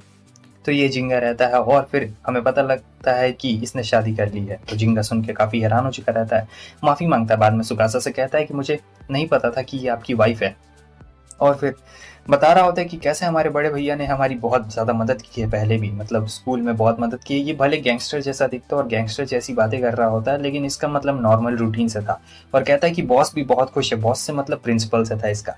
और बोल रहा होता है कि मुझे एक प्रॉब्लम आ गई है भैया, क्या आप उस प्रॉब्लम में मेरी मदद करेंगे? लेकिन सबसे पहले क्या आप दोनों किस कर सकते हैं ताकि मैं जान सकूं कि आप दोनों सचमुच एक दूसरे से प्यार करते हैं या फिर प्यार नहीं करते हैं। सुकासा कहती है कि नहीं, ऐसा बिल्कुल भी नहीं होने वाला है, किसी के सामने हम लोग ऐसा नहीं कर सकते। मगर नासा ठरकी रहता है यार, कह देता है कि अच्छा ठीक है, मुझे तो कोई भी प्रॉब्लम नहीं, हम लोग किस कर सकते हैं। सुकासा कहती है कि अच्छा ठीक है, और वो लोग जा रहे होते किस करने के लिए, लेकिन जिंगा कहता है बस बहुत हो गया, मैं ये चीज़ नहीं देख सकता हूँ। ठीक है, मैं तुम लोग को मान गया कि तुम लोग हाँ शादीशुदा हो, एक दूसरे से प्यार करते हो, और हाँ एक काम है भैया मुझे आपसे, क्या आप मेरा वो काम कर सकते हैं। तब ये लोग गार्ड को बुलाते हैं, हालांकि वो भी इसी के दोस्त रहते हैं, और ये किटन को लेके आए रहते हैं और बता रहा होता है कि कैसे हमें ये किटन पड़ा हुआ मिला था। फिर हमने सोचा कि हमें इस किटन की मदद करनी चाहिए, हालांकि हमने पैम्पलेट्स भी बांटे पर कोई भी फायदा नहीं हुआ। और भैया वैसे भी आपने पहले भी एक बिल्ली को पाला था, तो मुझे लगता है कि आप इसका भी अच्छी तरीके से ख्याल रख सकते हैं। वो कहता है लेकिन तुम्हें इसे पहले हॉस्पिटल लेके जाना चाहिए था। जिंगा कहता है कि हाँ हॉस्पिटल लेके जाना चाहिए था।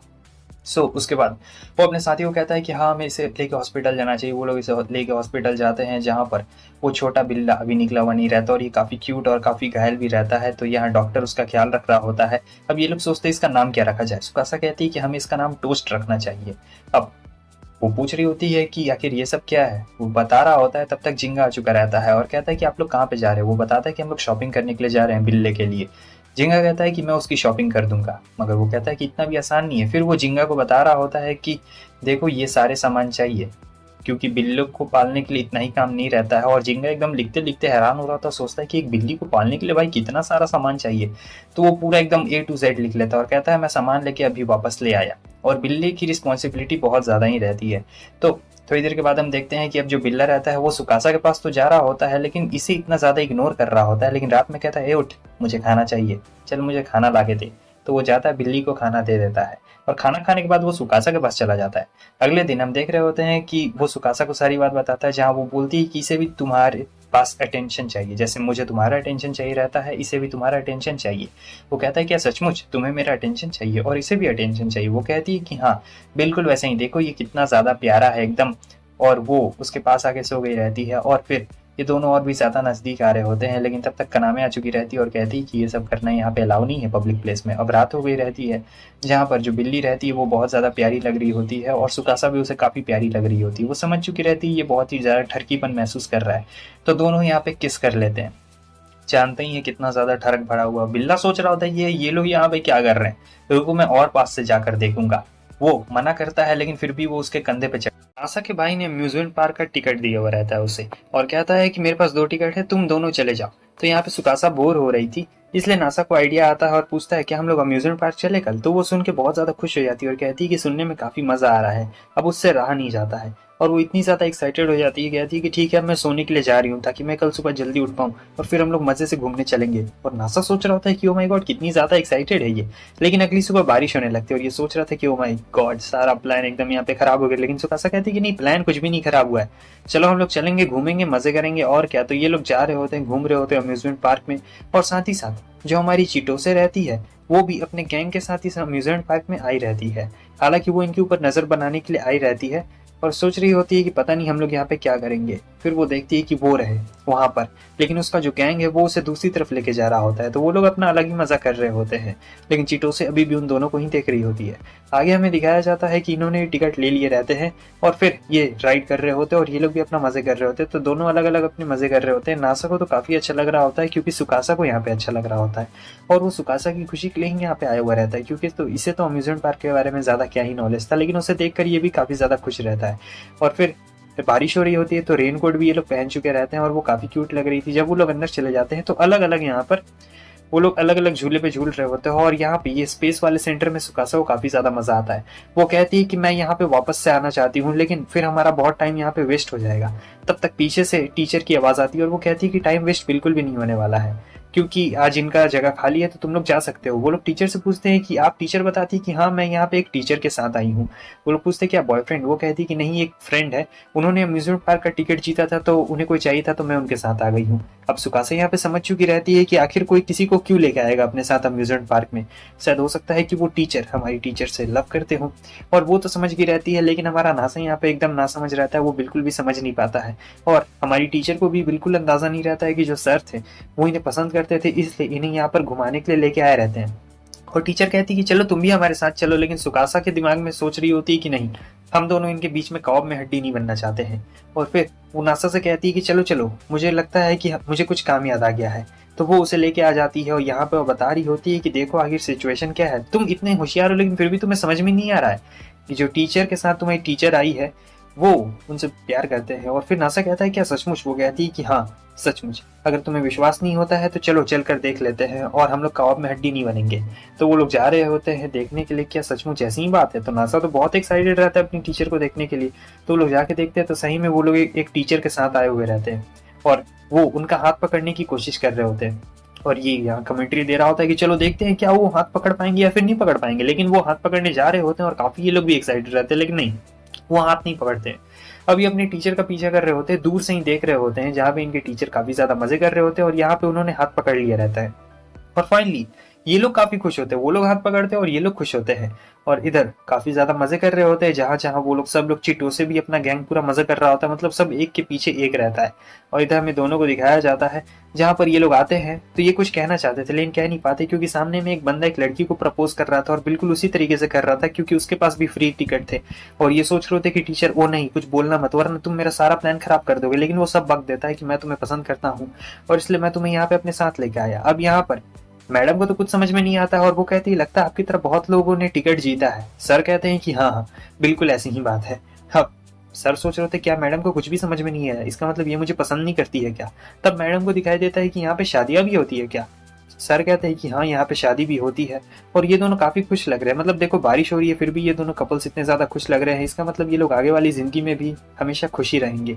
और जो मैम रहती है उन्हें भी ये देख के काफी अच्छा लग रहा होता है कि दोनों कपल्स की यहाँ पे शादी हो गई है। लेकिन सर सोच रहे होते लगता है मैम मुझे पसंद नहीं करती इसलिए उन्होंने मुझे कोई भी हिंट नहीं दिया है, तो सर को काफी बुरा लग रहा होता है। और फिर यहाँ चिटो से देखते हैं कि ये क्या ये लोग कहाँ जा रहे हैं, तो ये लोग भी जाते हैं देखने के लिए। तब हमें पता लगता है कि ये लोग एक कैफे में घुसे हुए रहते हैं जहाँ पर बहुत सारी चीजें रहती है करने के लिए, खाने के लिए। और फिर हमारी सुकासा उसे बता रही होती है फूड के बारे में और बाकी सब चीजों के बारे में। और दूर से ये देख रही होती चीटो से गुस्सा आता, कह रही होती कि आखिर हम लोग इस कैफे के अंदर कैसे घुसेंगे। इसकी मेट्स कहते हैं कि हम लोग ये मास्क लगा के घुसेंगे। और फिर वो दोनों वहां पर खाना सिलेक्ट कर रहे होते हैं कि किसका खाना कितना ज्यादा बेहतर है। तो यहाँ वो देखता है कि सुकासा का प्लेट तो बहुत अच्छा था, वो कहता है रुको मैं 1 सेकंड में आता हूँ, अपना प्लेट वापस से सुधार के वो ला रहा होता है। और फिर वो देखती है कह रही है कि यहाँ एक टेडी बियर भी है। तो सुकासा जाती है और उस टेडी बियर को हक करती है क्योंकि बहुत सारे लोग उस टेडी बियर को हक कर रहे थे ना, इसलिए चिटोसे को काफी जलन हो रही होती है और वो सोचती है कि मुझे भी जाना है उसे हक करने के लिए। खैर जब सुकासा वहां से चली जाती है तो वो भी जाती है और वो भी उस टेडी बियर को हक करती है जो कि काफी ज्यादा फ्लफी रहता है। यहाँ पर अभी तो आतिशबाजी होना भी बाकी रहती है, तो इसलिए वो दोनों जाते हैं आतिशबाजी देखने के लिए। और इधर मैडम और जो सर रहते हैं वो भी जाते हैं आतिशबाजी देखने के लिए, जहाँ सर सोच रहे थे क्या मैं मैडम को अपनी फीलिंग्स कन्फेस कर दूं। मैम कहती है कि आपके साथ आज घूम के मुझे काफी ज्यादा अच्छा लगा, मुझे ऐसा लगा कि जैसे मैं बहुत ज्यादा सेफ महसूस कर रही हूँ यहाँ पर। तब सर कहते हैं तो क्या हमें शादी कर लेनी चाहिए।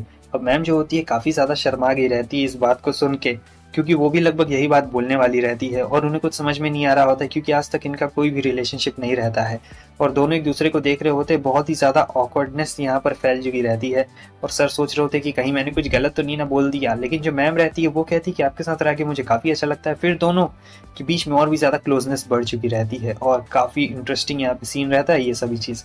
चिटो से दूर से ही देखती है और कहती है कि चलो अब हमें चलना चाहिए। उसके साथ ही कहते हैं क्या तुम उन्हें जाके हाय नहीं बोलोगी। वो कहती कि नहीं मुझे नहीं लगता है कि मुझे कबाब में हड्डी बननी चाहिए, क्योंकि जो सीन यहाँ पे चल रहा है काफी ज्यादा अच्छा सीन चल रहा है। दोनों कपल्स मिल चुके रहते हैं और यहाँ अब अगले दिन वो काम कर रहा होता है। तो आ गई रहती है हमारी कनामे जो कहती है कि इस वैक्यूम क्लीनर को ठीक कर दो, क्या तुम ठीक कर पाओगे। वो अपना आइंस्टाइन वाला दिमाग लड़ाता है और कह रहा होता है कि हाँ मैं इसे जरूर ठीक कर दूंगा। तो फिर वो उसे बता रहा होता है कि आखिर किस तरीके से इसे ठीक किया जाता है, बहुत सारा लंबा प्रोसेस। तब तक आया आ जाती है और कहती है कि मुझे तुम्हारी मदद चाहिए, मेरा एग्जाम होने वाला है, तुम मेरी मदद करो, तुम मेरी मदद करोगे ना। नासा कहता है कि देखो मैं कॉलेज में नहीं गया, मैं तो हाई स्कूल से ही बस पढ़ा हुआ हूँ। लेकिन आया कहती है कि तुम बहुत होशियार हो और तुम इस प्रॉब्लम को भी सॉल्व कर दोगे, तो मेरी मदद कर दो ना। नासा कहता है कि ठीक है मुझे तुम्हारी नोटबुक और तुम्हारा मार्कशीट देखना है। आया कहती है कि ठीक है मैं तुम्हें सारी चीज दिखाऊंगी, बस तुम मुझे पढ़ा दो, किसी भी तरीके से पास करवा दो। और फिर वो देख रहा होता है इसकी नोटबुक को और पूछ रहा होता है इससे कुछ कुछ सवाल पूछ रहा होता है, लेकिन उसे तो कुछ भी नहीं आता क्योंकि उसने पढ़ाई नहीं की रहती है। अब कहता है कि ठीक है चलो मुझे तुम्हारी मार्कशीट देखनी है। तब वो अपनी मार्कशीट लेके आती है जहाँ पे नंबर कुछ खास अच्छे नहीं आए रहते हैं, ये तो लगभग पूरा फेल रहता है। तब वो कह रहा होता है ठीक है मैं तुम्हारी मदद करूंगा, मैं तुम्हें पढ़ा दूंगा, ठीक है ये सब बहुत आसान है और मैं तुम्हारे नोट्स बनाने में भी मदद करूंगा। और ये सब मेरे लिए चुटकियों का खेल है क्योंकि नाशा रहता है बहुत ज्यादा समझदार। तो अब जब शाम हो गई रहती है तो ये यहाँ पे उसके नोट्स बनवाने में और उसे पढ़ाने में आया को मदद कर रहा होता है। हालांकि आया को थोड़ी सी तकलीफ हो रही होती है, लेकिन नासा पहले से ही बहुत अच्छा कर रहा होता है और वैसे भी इसके पास एक ट्रिक रहती है जिससे ये पता लगा लेता था कि कौन से क्वेश्चंस एग्जाम में आने वाले हैं और कौन से क्वेश्चन नहीं आने वाले। वो कहती है कि तुम्हें इतना सब कुछ कैसे पता है मैथ के बारे में, तब वो अपना ज्ञान फिर से देने लगता है। बहुत ही ज्ञानी बाबा रहता है। सो बहुत देर पढ़ाई कर लेने के बाद आया ने फाइनली कंप्लीट कर लिया रहता है और सुकासा सोचती है कितना ज्यादा मेहनत कर रहा है, उसे पढ़ाने के बाद ये वापस से काम करने लगा था। वो पूछती है क्या तुम अभी क्या कर रहे हो, क्या तुम उसके नोट्स बना रहे हो। बोलता है कि नहीं, मैंने उसके नोट्स पहले बना दिए, मैं ये थोड़ा सा काम कर रहा हूँ अपने ऑफिस का। वो कहती है कि चलो मैं तुम्हारे कंधे दबा देती हूँ। वो अजीब सा आवाज निकाल रहा होता है और कहती है कि चलो लेट जाओ, मैं तुम्हारे कंधे दबा देती हूँ। पहले तो वो मना करता है, लेकिन फिर बाद में जब सुकासा उसे फोर्स करती है तब वो कहता है कि ठीक है, और काफी ज्यादा इसे अजीब भी लग रहा होता है। वैसे काफी मजा भी आ रहा होता है क्योंकि पहली बार सुकासा इसकी पीठ दबा रही होती है और काफी अलग अलग पोजीशंस में यहाँ पे उसकी पीठ दबा रही होती है। तो नासा को बहुत ज्यादा रिलैक्स महसूस हो रहा होता है।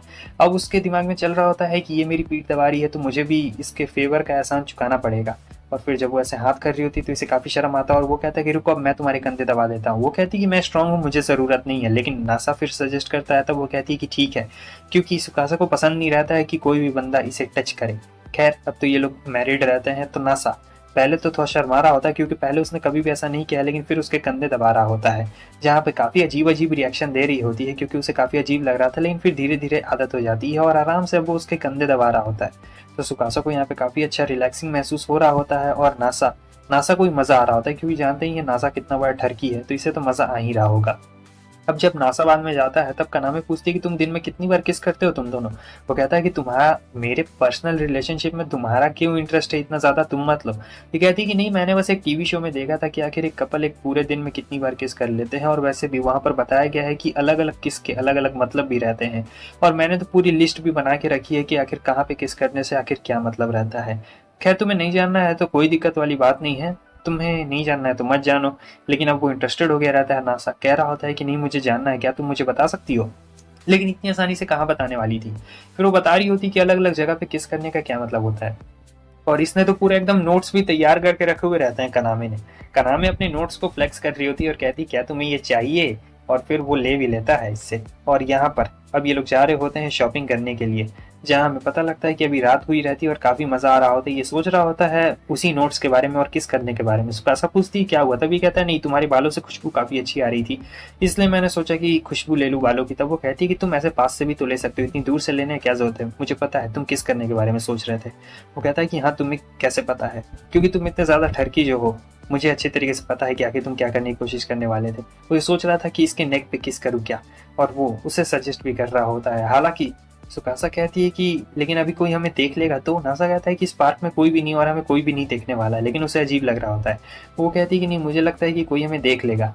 लेकिन तब तक इन्हें किसी की आवाज आ रही होती है और फिर ये लोग जाते हैं देखने के लिए। तब देखते हैं कि अरे ये क्या, दोनों टीचर यहाँ पे पार्क में रहते हैं दूर में, और वो लोग झाड़ियों से देख रहे होते हैं और ये दोनों यहाँ पे किस कर लेते हैं। ये देख के दोनों एकदम हैरान हो चुके रहते हैं कि अरे ये क्या, इनके बीच में ये क्लोजनेस इतनी ज्यादा कब से आ गई है, हमने तो सोचा ही नहीं था। उस दिन पार्क में थे और अभी देखो यहाँ पर ये बात इतनी ज्यादा आगे कैसे फैल गई, कुछ समझ में नहीं आता है। तो ये लोगों ने तो किस नहीं किया रहता है, वो लोग वापस आ चुके रहते हैं। अब जब वापस आ गए रहते हैं तो यहाँ पर ये ग्रेप्स खा रहे होते हैं जो कनामे लाके दी हुई रहती है, और फिर लिस्ट यहाँ पर सुकासा को भी कनामे दी रहती है सारे किस करने के। तो यहाँ ये शुरू भी हो चुका रहता है। सबसे पहले वो गले पे किस करता है, उसके बाद जो अलग अलग मीनिंग रहता है कि कान पे किस करने से ये मीनिंग होता है, गले पे किस करने से ये मीनिंग होता है, तो सबका अलग अलग रहता है। अपना लव और अफेक्शन दिखाने का ये अपना अपना स्टाइल रहता है। फाइनली अब कोई ऐसी जगह नहीं बच गई रहती है जहाँ पर नासा ने किस ना किया हो, लेकिन हम सभी को पता है कि वो कौन सी जगह है, और वो ये जगह तो बिल्कुल भी नहीं हो सकती है। खैर अब उसके बाद ऐसे ही टाइम बीत चुका रहता है और कनामे पूछ रही होती है तुम दोनों पार्क में कितनी बार किस करते हो, हाँ क्या कर रहे थे। नासा कहता है कि हमने ऐसा कुछ भी नहीं किया, क्या तुमने सब कुछ देख लिया क्या। कनामे कहती मैंने क्या, बहुत लोगों ने देखा और काफी बार देखा है, तो तुम लोग ऐसे पार्क में किस बिल्कुल भी मत किया। की मॉम आई रहती है अपनी ट्रिप से, लेकिन कनामे उन्हें इग्नोर कर देती है और कहती कि आप कौन है। वो कहती कि अरे भूलो मत मैं तुम्हारी मॉम हूँ। वो कहती कि अच्छा लेकिन आप तो हमें छोड़ के चली गई थी क्या। वो कहती कि नहीं मैं तो बस ट्रिप के लिए गई थी, और हाँ ट्रिप से आने के बाद मैं अपनी प्यारी प्यारी दो बेटियों के लिए एक स्पेशल चीज लेके आई हूँ, जो है ये एक स्पेशल वाउचर, और इससे तुम लोग हॉट स्प्रिंग में जा सकते हो। लेकिन वो वाउचर वो लाके दे देती है हमारे नासा को और कहती है कि देखो मैं तो ऐसे बिजी हूँ इस बाथ हाउस का ख्याल रखने के लिए, और आया जो है उसके एग्जाम आने वाले हैं तो वो भी बिजी रहने वाली है, तो मुझे नहीं लगता है कि हम दोनों में से कोई जा पाएंगे। और वैसे हाँ तुम और सुकासा तो अपने हनीमून पे भी अभी तक नहीं गए हो, तो मुझे लगता है कि तुम दोनों को अपने हनीमून पे अभी जाना चाहिए। तुम तो अभी इसके बारे में कुछ प्लान भी नहीं कर रहे हो। और नासा को ये आइडिया अच्छा लगता है तो वो जाके सुकासा को बताता है, और सुकासा को भी ये आइडिया बहुत अच्छा लगता है क्योंकि फ्री में इन्हें घूमने का मौका मिल गया रहता है तो काफ़ी ज़्यादा मज़ा आने वाला था। हालांकि सुकासा को काफ़ी ज़्यादा शर्म आ रही होती है क्योंकि सबको पता रहता है कि आखिर वहाँ पे क्या होने वाला है हमारे नासा को छोड़ के। और वो सोच रहा होता है कहीं चीटो से फिर से आ जाएगी तो, लेकिन सुकासा कहते हैं चिंता मत करो, चीटो से नहीं आने वाली है इस बार, तुम फ्री रहो, एकदम कोई भी टेंशन नहीं लेना है। और इधर में चिटोसे को दिखाया जाता है जिसी की खबर मिल चुकी रहती है, लेकिन चिटोसे इस बार कहती है कि मैं उनके फैमिली मैटर में कहीं भी नहीं घुसने वाली हूँ।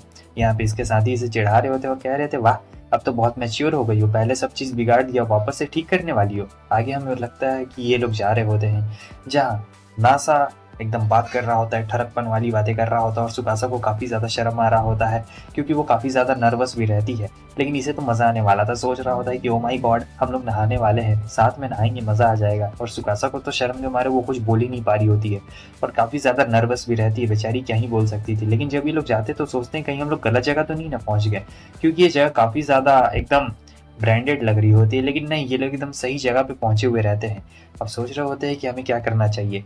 तो सबसे पहले दोनों जाएंगे अलग अलग नहाने के लिए और यहाँ पे दोनों को ड्रेस भी मिल गया रहता है, तो दोनों ने फैसला किया रहता है अलग अलग नहाने का। अभी फिलहाल अलग नहाएंगे, बाद में दोनों साथ में नहा सकते हैं। तो ये लोग नए शहर में आए रहते हैं और काफ़ी मज़े से ये नहा रहा होता है और सोचता है कि अभी मेरे पास 1 घंटा है और सुकासा नहा के निकले उससे पहले मुझे सब चीज़ के बारे में पता लगाना पड़ेगा। इस शहर में जितनी भी चीज़ें हैं शायद मुझे पता लगाना पड़ेगा और कहाँ पे घूमने का जगह है, कहाँ अच्छा खाने वाला रेस्टोरेंट है। तो ये सारी चीज़ें एकदम पता लगाने के लिए पहले ही नहा लेता है क्योंकि इसे अपनी वाइफ को खुश रखना रहता है। और फिर अपने मोबाइल से सारी चीज़ें पूछ रहा होता है और फिर देखता है कि बहुत सारी यहाँ पे जगह रहती है और ये डिसाइड करता है कि चलो चल कर देखता हूँ। लेकिन यहाँ पर उसे एक ग्रैंडमा मिल जाती है जहाँ पे वो बताती है कि वो अकेले आई है और उन्हें रिसेप्शनिस्ट का रास्ता नहीं पता है, तो क्या वो उसकी मदद करेगा। वो कहता है कि जी मैं आपकी ज़रूर मदद करूंगा। और वो कहती है कि लगता है तुम अपने हनीमून पे आए हो। वो कहता है आपको कैसे पता था। वो बताती है कि मैंने तुम्हारे रिंग को, इधर ये इनकी मदद करता है। दूसरी तरफ आया कहती क्या वो लोग रिजॉर्ट में गए हैं, मुझे भी जाना है उनके साथ, रिजॉर्ट में हॉट स्प्रिंग का मजा लेना था। लेकिन वो बताती है का नाम है कि तुम्हारे एग्जाम आने वाले हैं और हाँ ये भी तो एक रिजॉर्ट ही है एक तरीके से, ये भी तो बात हाउस है, जब सब चले जाएंगे तो तुम नहा लेना यहाँ पर भी। लेकिन वो रो रही होती, कहती कि मुझे भी जाना था लेकिन वो नहीं जा सकती क्योंकि एग्जाम था। तो अब यहाँ पे बाथरूम भी साफ करने वाली रहती है, इसलिए इसने ये कपड़े पहन लिए रहते हैं और कह रही होती कि ये कपड़े पहनने की क्या जरूरत थी। कनामे कहती है कि एक दोस्त भी आई है तुम्हारी और यहाँ चिटोसे आती है, कहती है कि आखिर हम लोग इन कपड़ों में यहाँ पे क्या कर रहे हैं और हाँ मैं तुम लोग का ये बाथरूम और ये बाथटब क्यों साफ करूंगी और ये सब पहनने की क्या जरूरत थी। तो ये लोग यहाँ पे हंसी मजाक करना शुरू कर देते। कनामे तो बहुत मजे ले रही होती है। फिर आया और चिटोसे पता नहीं अच्छे दोस्त रहते हैं या फिर दुश्मन, दोनों एक दूसरे के चड्डी बड्डी रहते हैं और उतारने की भी कोशिश कर रहे होते हैं। दोनों को बहुत ज्यादा यहाँ पर मजा आ रहा होता है। और दूसरी तरफ हम देखते हैं कि ये ग्रैंडमा की यहाँ पे मदद कर रहा होता है, लेकिन यहाँ ग्रैंडमा उसे टीज कर रही होती है, पूछ रही होती है कि तुम्हारा हनीमून पीरियड कैसा चल रहा है और तुम्हारी वाइफ तो बहुत ज़्यादा अच्छी होगी क्योंकि तो उसे इतना अच्छा हस्बैंड मिला है। और ये तो एकदम शर्मा गया रहता है। ये ग्रैंडमा की मदद कर रहा होता है रिसेप्शनिस्ट को ढूंढने में और सोच रहा था कि अभी मेरे पास आधा घंटा है तो चलो मैं इनकी मदद कर ही देता हूँ। और ये वापस से जाना भूल गई रहती है, मतलब कहाँ पे इनका रूम है। तो अब कहता है ठीक है मैं वहाँ पे भी चलने में आपकी मदद करूंगा। तब तक आ चुकी रहती है सुकासा और कहती है कि ओ आप यहाँ पे। वो कहता है क्या तुम इन्हें जानती हो। तब ये बताती है कि हाँ ये है हमारी चिटोसे की ग्रैंड माँ और इन्होंने ही हमारे मैरिज सर्टिफिकेट पे साइन किया है, इनकी वजह से ही हम लोग शादी कर पाए हैं। अब वो एकदम घबरा जाता है और कहता है कि ओह प्रणाम, क्योंकि वो इसकी सासू माँ लगती है एक तरीके से। और वो जो ग्रैंड माँ रहती है यहाँ पे सुकासा की तारीफ कर रही होती है, मतलब एक तरीके से बेइज्जती कर रही होती है। और नासा हंस रहा होता है और सुकासा उसी की तरफ देख रही होती है। नासा तो घबरा गया रहता है कि कहीं सुकासा उसकी हड्डियां ना तोड़ दे। और फिर यहाँ पे जो ग्रैंड माँ रहती है वो सुकासा की एकदम पोल खोल देती है, पूरी धीरे धीरे करके पोल खोल देती है। कैसे ये बहुत ज़्यादा शर्माती है और अपने फीलिंग को एक्सप्रेस नहीं कर पाती है। हमें पता लगता है कि ये जो ग्रैंडमा है ये बहुत ही अमीर है, मतलब इन्होंने पैसे कमाने के लिए बहुत मेहनत की है और इसलिए ये इतनी ज़्यादा अमीर है और इनके पास ज़्यादा टाइम बिल्कुल भी नहीं रहता है। यहाँ पे ये सुकासा की पोल खोलते हुए ये बता रही होती है कि मुझे यकीन नहीं होता है कि उसने तुम्हें अपना हस्बैंड चुना है, क्योंकि ये लड़की एक नंबर की शैतान है। तुम्हें पता है ये बहुत ही ज़्यादा चूजी है, लेकिन मुझे लगता है कि इसने सही बंदे को चुना है। और हाँ तुमने इसकी मदद भी की थी, मुझे सब चीज़ के बारे में पता है, तुम दोनों एक दूसरे के लिए परफेक्ट हो। लेकिन मैं तुम्हें बताना चाहती हूँ कि ये जो सुकासा है ये बाहर से दिखलाती नहीं है लेकिन अंदर से ज़रूर बताती है। और हाँ ये लो तुम लोग के लिए ग्रैंड कार्ड्स, इससे तुम लोग कहीं भी जा सकते हो, मतलब यहाँ हॉट स्प्रिंग में कहीं भी हॉट स्प्रिंग का आनंद ले सकते हो और तुम दोनों का हनीमून काफ़ी अच्छा बीतेगा। वैसे हाँ ये एक्सप्रेस नहीं करती अपनी फीलिंग्स को, तो मैं चाहती हूँ कि तुम थोड़ा सा इसका ख्याल रखो। तो यहाँ पे वो नासा को समझा रही होती है और सुकासा कहती है कि आपको ये सब बोलने की बिल्कुल भी जरूरत नहीं है। लेकिन यहाँ पे वो नासा के सामने सारी चीज़ें बक देती है। तो सुकासा को यहाँ पे काफ़ी ज़्यादा शर्म आ रही होती है कि प्लीज़ इसके सामने ऐसी ऐसी बातें बिल्कुल भी मत करिए और हमें अब कुछ देर के लिए अकेला छोड़ दीजिए क्योंकि हम लोग यहाँ पे घूमने के लिए आए हैं। वो कहती है कि हाँ अपना तुम लोग ट्रिप इंजॉय करो, मैं तो यहाँ पे बस ऐसे ही मजाक कर रही थी तुम दोनों के साथ। तो फाइनली ये दोनों जाते हैं और देख रहे होते हैं कि वाह काफ़ी कमाल का है। तो अब ये सोच रहा होता है कि हम दोनों को साथ में नहाना चाहिए, क्योंकि ये मैगज़ीन पढ़ रहा होता है और सोचता है कि मुझे सुकासा से बोलना चाहिए क्या, हम दोनों को साथ में नहाना चाहिए, काफ़ी ज़्यादा मज़ा आ जाएगा। वैसे भी तो अब वो मेरी वाइफ़ है और यहाँ पे काफ़ी अच्छा किमोनो पहन के वो आई रहती है, तो बेचारा ठरकी अब ये उसे पूरा शहर घुमा रहा होता है। तो शहर में बहुत सारे मॉन्यूमेंट्स रहते हैं जो कि 300 साल पुराने रहते हैं और बहुत ज़्यादा पुराने भी रहते हैं। बहुत सारी चीज़ें रहती हैं यहाँ पे करने को, खाने के लिए भी बहुत सारी चीज़ें रहती है और ये सोचते हैं कि चीटोसे और बाकी सब लोग के लिए भी लेके चलना चाहिए। तो यहाँ पे ये फ़ोटो क्लिक करना शुरू कर देता है। वो कहती है कि तुम्हें ये सब नहीं करना चाहिए, लेकिन वो कहता है कि नहीं, इसे मैं मेमोरी के तौर पे रखूँगा और काफ़ी क्यूट लग रही हो तुम। आगे हमें पता लगता है कि यहाँ पे बहुत सारी फ़ोटोज़ वो क्लिक करता है और एक जगह फिर ऐसी आती है जहाँ पर बहुत सारे सस्ते सामान तो नहीं रहते हैं, बहुत ज़्यादा महँगे-महँगे यहाँ पे सामान रहते हैं और खाने का आइटम इतना ज़्यादा महँगा, मतलब 980 रुपये में एक सीख कबाब रहता है। मगर वो कहता है कि मैं अपनी वाइफ़ को खिला कर ही रहूँगा और फिर वो उसके लिए एक लेके भी आ जाता है, जहाँ पे वो कहती है कि तुम तो काफ़ी ज़्यादा फैंटास्टिक हो और भी बहुत सारे पासेस रहते हैं। तो ये सोच रहा होता है पासेस के बारे में और कहता है कि तुम्हें वो सारी खुशियाँ दूँगा। तो ये एक मॉन्यूमेंट के पास में लेके जाता है जहाँ पे इसे फिर से वही ठरक जाग चुकी रहती है कि कहीं मुझे इससे बोल देना चाहिए कि हम दोनों को साथ में नहाना चाहिए, वो काफ़ी ज़्यादा मज़ा आ जाएगा, पॉसिबिलिटी काफ़ी ज़्यादा बढ़ जाएगी। तो ये अपने सपनों में यहाँ पे खोया हुआ रहता है। सुकासा को बिल्कुल पता नहीं रहता है कि आखिर वो उसके पीठ पीछे क्या सोच रहा है और जब वो कहती है तो ये कुछ भी बहाना बना देता है उससे, फिर से आ जाता है मैगज़ीन पढ़ने के लिए। और इस बार मैगज़ीन पढ़ के सोचता है कि मुझे किसी भी तरीके से हिम्मत जुटानी पड़ेगी। मुझे सुकासा से कहना ही पड़ेगा कि मुझे उसके साथ में नहाना है। खैर वो किसी भी तरीके से आ गया रहता है इसके पास में और फाइनली हमें दिखाया जाता है कि अब इनका डिनर का वक़्त हो चुका रहता है, जहाँ पे ये लोग डिनर कर रहे होते हैं, लेकिन सोच रहा होता है कि अब डिनर के बाद क्या? मुझे कुछ ना कुछ तो इससे कहना पड़ेगा, अब मैं क्या कहूँ? मैं ऐसे ही तो नहीं जा सकता हूँ। और वो काफ़ी खुश रहती है, सुकासा कहती है कि तुम काफ़ी एन्जॉय कर रहे हो, मैं भी काफ़ी ज़्यादा एन्जॉय कर रही हूँ। अब बस बहुत हो गया रहता है। नासा से अब ज़्यादा देर के लिए रुका नहीं जाता है, इसलिए वो सुकासा से कह देता है, क्यों ना हम दोनों साथ में नहाएँ। और जब वो बोलता है तो ये काफ़ी ज़्यादा घबरा जाती है और उसे कुछ भी समझ में नहीं आ रहा होता है। नासा को भी कुछ समझ में नहीं आता है कि आखिर वो करे तो करे क्या? लेकिन जो सुकासा रहती है उसके लिए मान गई रहती है, हालाँकि उसे काफ़ी ज़्यादा शर्म भी आ रही होती है। आगे हमें दिखाया जाता है कि ये तो पहले बाथटब में आ गया रहता है। उसके पीछे-पीछे सुकासा आती है और वो लाइट्स ऑफ कर देती है क्योंकि इसे काफ़ी ज़्यादा शर्म आ रही होती है। ये कहती है कि लाइट ऑफ कर दिया तो कोई दिक्कत तो नहीं ना? वो कहता है कि नहीं, कोई भी दिक्कत नहीं। ये दूसरी तरफ मुँह फेर के बैठा हुआ रहता है क्योंकि इसे भी काफ़ी शर्म आ रही होती है और दोनों साथ में बैठे हुए रहते हैं। काफ़ी ज़्यादा ऑकवर्ड सा साइलेंस इन दोनों के बीच में यहाँ पे रहता है और गर्मी भी काफ़ी लग रही होती है। सोच रहे होते हैं कि आखिर निकले किस तरीके से इस जगह से, लेकिन धीरे-धीरे सारी चीज़ एकदम नॉर्मल हो चुकी रहती है, शांत हो गया रहता है। दोनों अपना बातचीत करते हैं और फिर मज़े भी कर रहे होते हैं, मतलब बहुत ही अच्छी तरीके से दोनों के बीच में बातचीत हो रही होती है। और यहाँ नासा तो एकदम सुकासा के प्यार में पागल ही हो चुका रहता है, उसे तो कुछ समझ ही नहीं आता है और कहता है कि तुम काफ़ी एंजॉय कर रही हो। वो कहती है कि हाँ, तुम भी एंजॉय कर रहे हो। फिर दोनों एक दूसरे के ऊपर पानी फेंकना शुरू करते हैं, दोनों बहुत मस्त अच्छी तरीके से खेलते हैं। अब सुबह जब होती है तो ये उठता है और रात के बारे में याद कर रहा होता है कि वो क्या मस्त रात थी। और फिर सुकासा उसके पास आती है, कहती है कि चलो ब्रेकफास्ट रेडी हो गया है, ब्रेकफास्ट खाने के लिए। और ये एकदम डर गया रहता है क्योंकि वो सोच रहा होता है ना। और फिर ये लोग ब्रेकफास्ट खा रहे होते हैं और यहाँ पे वो सोचता है कि ग्रैंडमा ने कहा था कि ये अपनी फीलिंग्स को एक्सप्रेस नहीं करती है। खैर इसके चेहरे से देखने से तो ऐसा ही लग रहा है, लेकिन सुकासा अंदर ही अंदर सोच रही थी कि ओ माय गॉड, कल रात में इसने मुझे वैसे देख लिया, इसे काफ़ी ज़्यादा शर्म आ रही होती है। तो यहाँ पे यही चीज़ बोल के वो उसे टीज़ कर रहा है कि तुम अपनी फीलिंग्स को एक्सप्रेस नहीं कर पाती। और फिर ऐसे करते करते उसे बहुत ज़्यादा टीज़ करता है और कहता है क्यों ना हम लोग एक और बार नहाने चलें ना, क्या कहती हो इसके बारे में? तो वो कहती है कि अच्छा ठीक है, तुम एक नंबर के ठरकी हो, लेकिन अब इनके जाने का वक्त आ चुका रहता है। वो कहता है कि हमें एक बार ग्रैंडमा से मिलना चाहिए, लेकिन वो कहती है कि हम लोग उससे टोक्यो में भी मिल सकते हैं, वैसे भी वो बहुत ही रिच लेडी है। लेकिन तब तक ग्रैंडमा आ जाती है और कहती है तुम्हें क्या लगता है, हाँ मैं बहुत बिजी वूमेन हूँ। तो कहती है कि तुम यहाँ तब क्या कर रही हो? ग्रैंडमा कहती है कि मैं तुम लोग को गुड बाय कहने के लिए आई थी। और ग्रैंडमा कहती है कि चलो एक तस्वीर भी ले लेते हैं। और हाँ, फिर ये लोग एक तस्वीर लेते हैं जहाँ पे ग्रैंडमा काफ़ी खुश लग रही होती है और ये कहता है कि ग्रैंडमा काफ़ी अच्छी है, चलो अच्छा है कि वो आ गई थी, हमने एक आखिरी तस्वीर भी खिंचवा ली है और अब हम लोग आराम से घर भी जा सकते हैं। वैसे हमारा ये हनीमून काफ़ी अच्छा था और ये काफ़ी मेमोरेबल भी था। अगली बार हम लोग किसी और जगह पे चलेंगे तो काफ़ी बढ़िया इनका हनीमून रहता है। और जो हमारा सुकासा और नासा का ये जो पीरियड है कि काफ़ी अच्छा है। जब वो लोग घर जा रहे होते हैं तब सुकासा उसके कंधे पे ऐसे सो गई रहती है और कह रही होती है कि आज मुझे काफ़ी अच्छा लगा, हमने जो साथ में पल बिताए वो पल दोनों के लिए बहुत ही ज़्यादा अच्छे थे। और नासा को भी बिल्कुल यही महसूस हो रहा होता है क्योंकि उसके लिए भी ये मोमेंट बहुत ही ज़्यादा इंजॉयबल